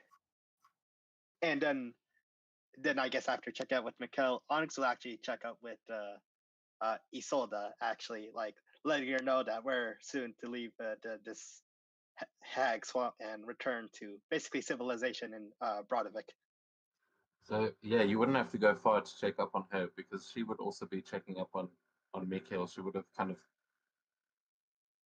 been trying to make herself useful, like offer you a cloth or whatever you need. Like she'd also be probably proposing like designs for a mask as well, if like just trying to be friendly. And she's got some artistic talent. That's all she can really offer here. So you would find her kind of sitting next to Mikhail, but I'm not sure how Mikhail feels about her presence, but she seems to be like there trying to look after the wounded puppy, because she's a bit of a wounded puppy herself.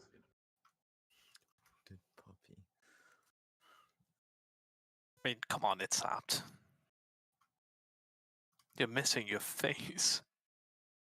I mean, if she can draw like schematics and help me with that, because that's boring as fuck. Go ahead, she can.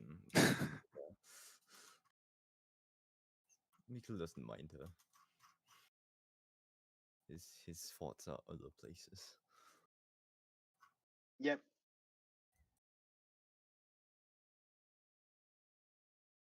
Yeah, and also I can imagine Onyx will like talk with Isolda a bit privately about the discussion of Mikhail's face, saying like, "Don't worry, we may find a healer in Brodovik," and basically with the design of the mask, maybe like coming up with like extra protection the next time we face the hag, essentially. And when you say the next time you face the hags, she will grip onto your clothes and just say, "Please tell me you're not going back to them now." No, I no. just I can't Right stay now out we're- here any longer. If we're heading back to Brodovik, I would be so happy, but please, Yeah, no more battles. yeah, yes, no more. Right now, our attention is to head back to Brodovik. She thanks you with a hug, and will go back to nestle down near to Mikhail, but just excitedly waiting to get the hell out of these forests. Yeah, yeah.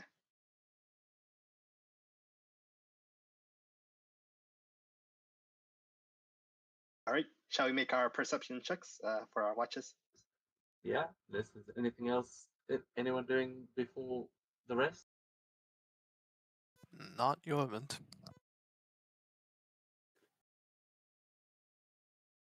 Neither. Okay. Onyx, you can give Okay. us the first perception. All right. It'll be Onyx, Mikhail, Carmilla, and then Jorvin. 19 for Onyx. Okay, so Onyx, you will during your watch hear that there is definitely a lot more like wild activity around you here. There's life in these forests, but it all sounds quite safe, and it's welcoming after the past few nights that you've had. And then shortly before your watch ends, all of the nature sounds will stop suddenly. It'll go dead quiet. You'll listen for a few moments, possibly minutes. Is there anything you're going to do as it all goes silent, and you know that is usually a sign of a predator or something?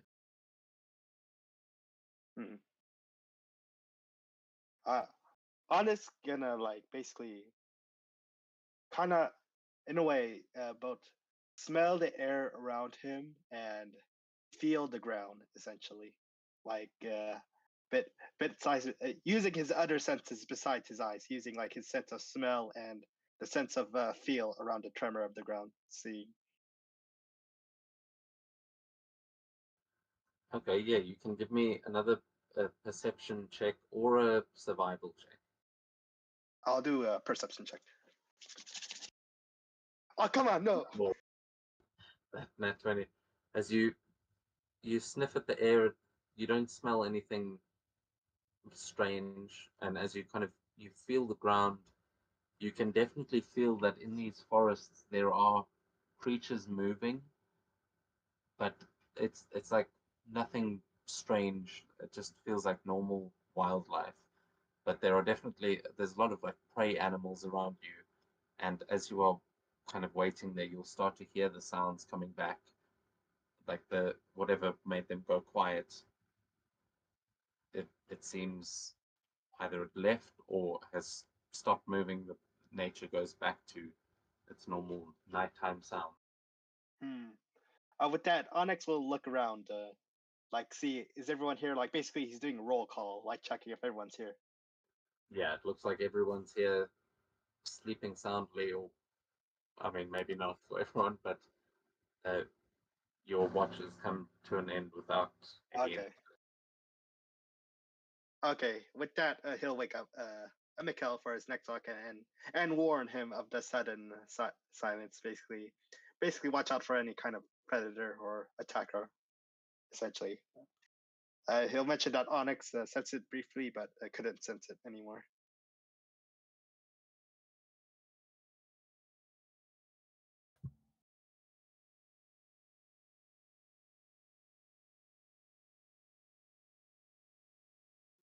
And Mikhail, you can give us a perception check for your watch.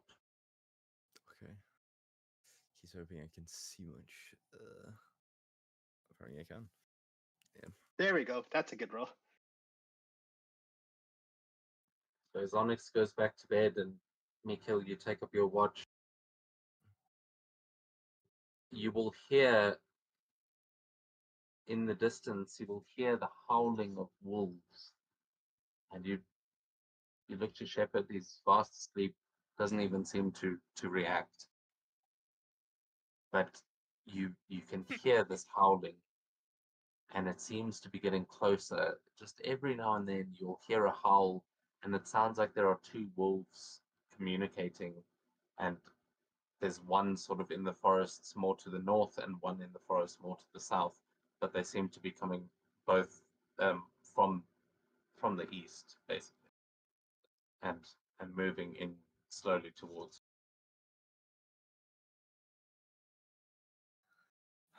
You know, Mikkel really cannot be fucked to deal with this. So what he's going to do is he's going to cast Firebolt and just chuck it, like just lob it towards the general direction of where he heard the howling, hoping he doesn't start a forest fire. If not, apologize, Tor.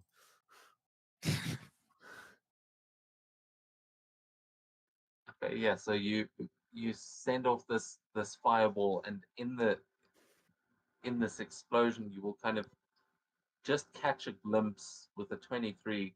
You will catch a glimpse of the reflection of the fire in the eyes of wolves uh, in the trees.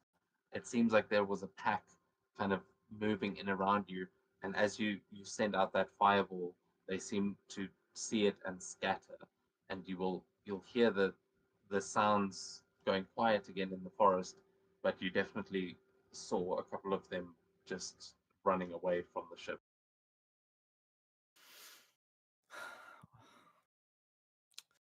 Another day, another pack.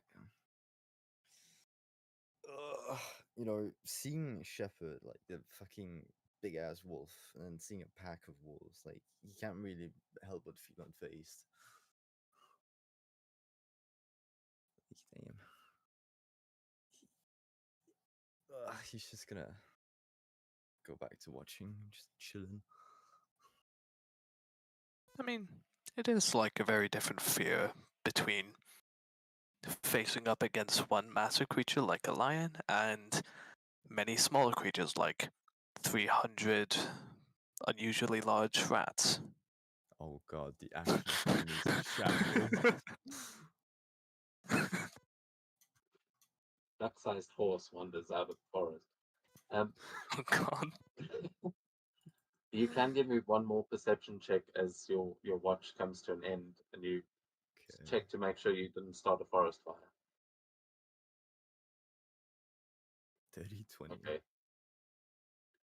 Yeah, you're pretty sure you fired it into a safe enough spot. There's no burning trees as your watch comes to an end. You feel confident that you didn't stop. Wonderful.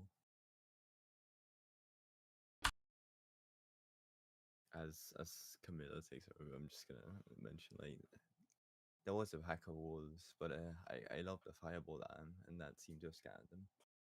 Just keep a watch, keep your eyes peeled or something. I don't care, there be wolves.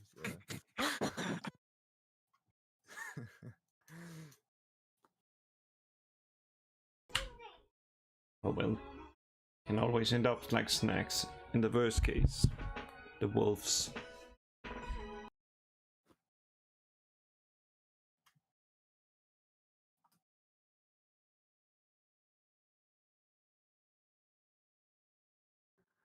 But you can give us your perception check for your watch as well.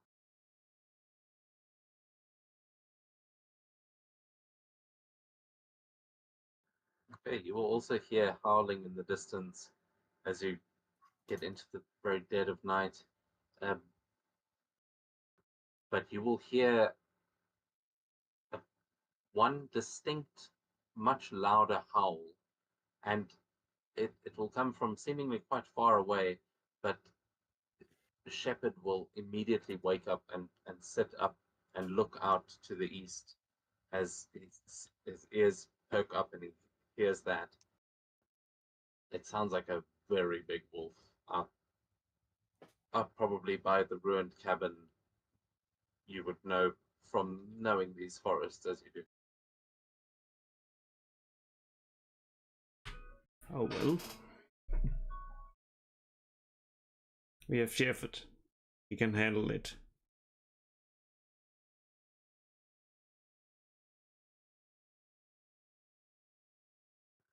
It doesn't seem to get any closer, and eventually Shepherd will lay back down again, but won't go back to sleep. You'll see his eyes stay open. It just stays watching, listen, and sort of joins you for the rest of your watch. Well, guess it's the next person in line then.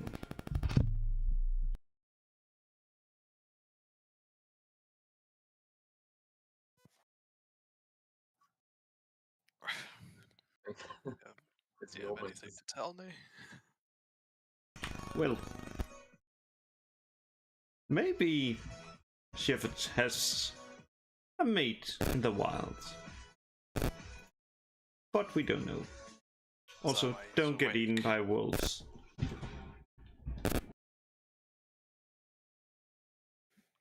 You just see Yorman like look surprised as if that was something that was on the table. Sure. Okay.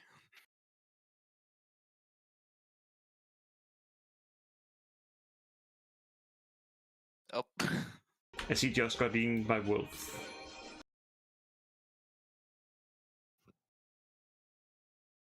Sheesh. Oh. 20 for 26. Do I notice anything beyond the Yes. rabbit on the treetop? As you take over, Shepard will stay up with you as well. And as your watch continues, Shepard will start to growl as it sits up again, and you definitely can tell that there's something is wrong. And he seems to be looking out into the tree line. As you look, you don't notice any wolves, like the kind of movement you would expect to see between the trees. But you do see the trees rustle slightly, and you can tell that there is something in the tree line ahead of you. But it is dark, and I don't think you have dark vision. So, you can tell me how are you looking into those trees? Like, how are you making it visible to yourself? Are you lighting a torch or something like that? Well, actually, conversely, Yorman's. Well, presumably there's like a fire burning at the camp with everyone else. So Yorman's going to actually walk out a little bit into the dark, still in view of camp, but just so that his eyes can better adjust, just so he can see maybe like the backs of the trees, so he can see a silhouette or something. He'll walk a bit closer, basically. So as you are standing kind of silhouettes by the fire behind you, you look into the tree line, looking if there's anything sort of hiding in the bushes, and then you will catch just a reflection again, like from the campfire, of what looks like an animal watching you, but you have to kind of lift your gaze as this thing is probably at least 8-9 feet tall. And you hear Shepard growling again, and you notice that this thing is just standing there watching you. And as your eyes start to adjust, you start to notice that it has got, at first you think it could be a bear or something. It has got like fur coming off of its shoulders, but its face is hidden by the shadow and looks strangely wolf-like. Yorman gets the shivers, remembering what seemingly alarmed Rabbit Oscar. And then you see a hand, this big clawed hand, grip onto the tree that it's hiding behind. As it moves its face forward, snarling, you notice that is not Fenrir or anything. It is a werewolf. Yeah, Yorman just kind of like slightly nudges Shepard and just goes into a howl himself to get Shepard to howl and raise the alarm, as it were. With that, the werewolf charges out of the tree line, and that is where we end tonight's session. Oh boy. Phew. Brilliant. So next session is us waking up to German being torn apart by the Hulk, like the Hulk, werewolf or something, like Lepgaru. Yeah, that's the name. I mean, hey, it'll be more like a kaiju fight. I can grow just as tall.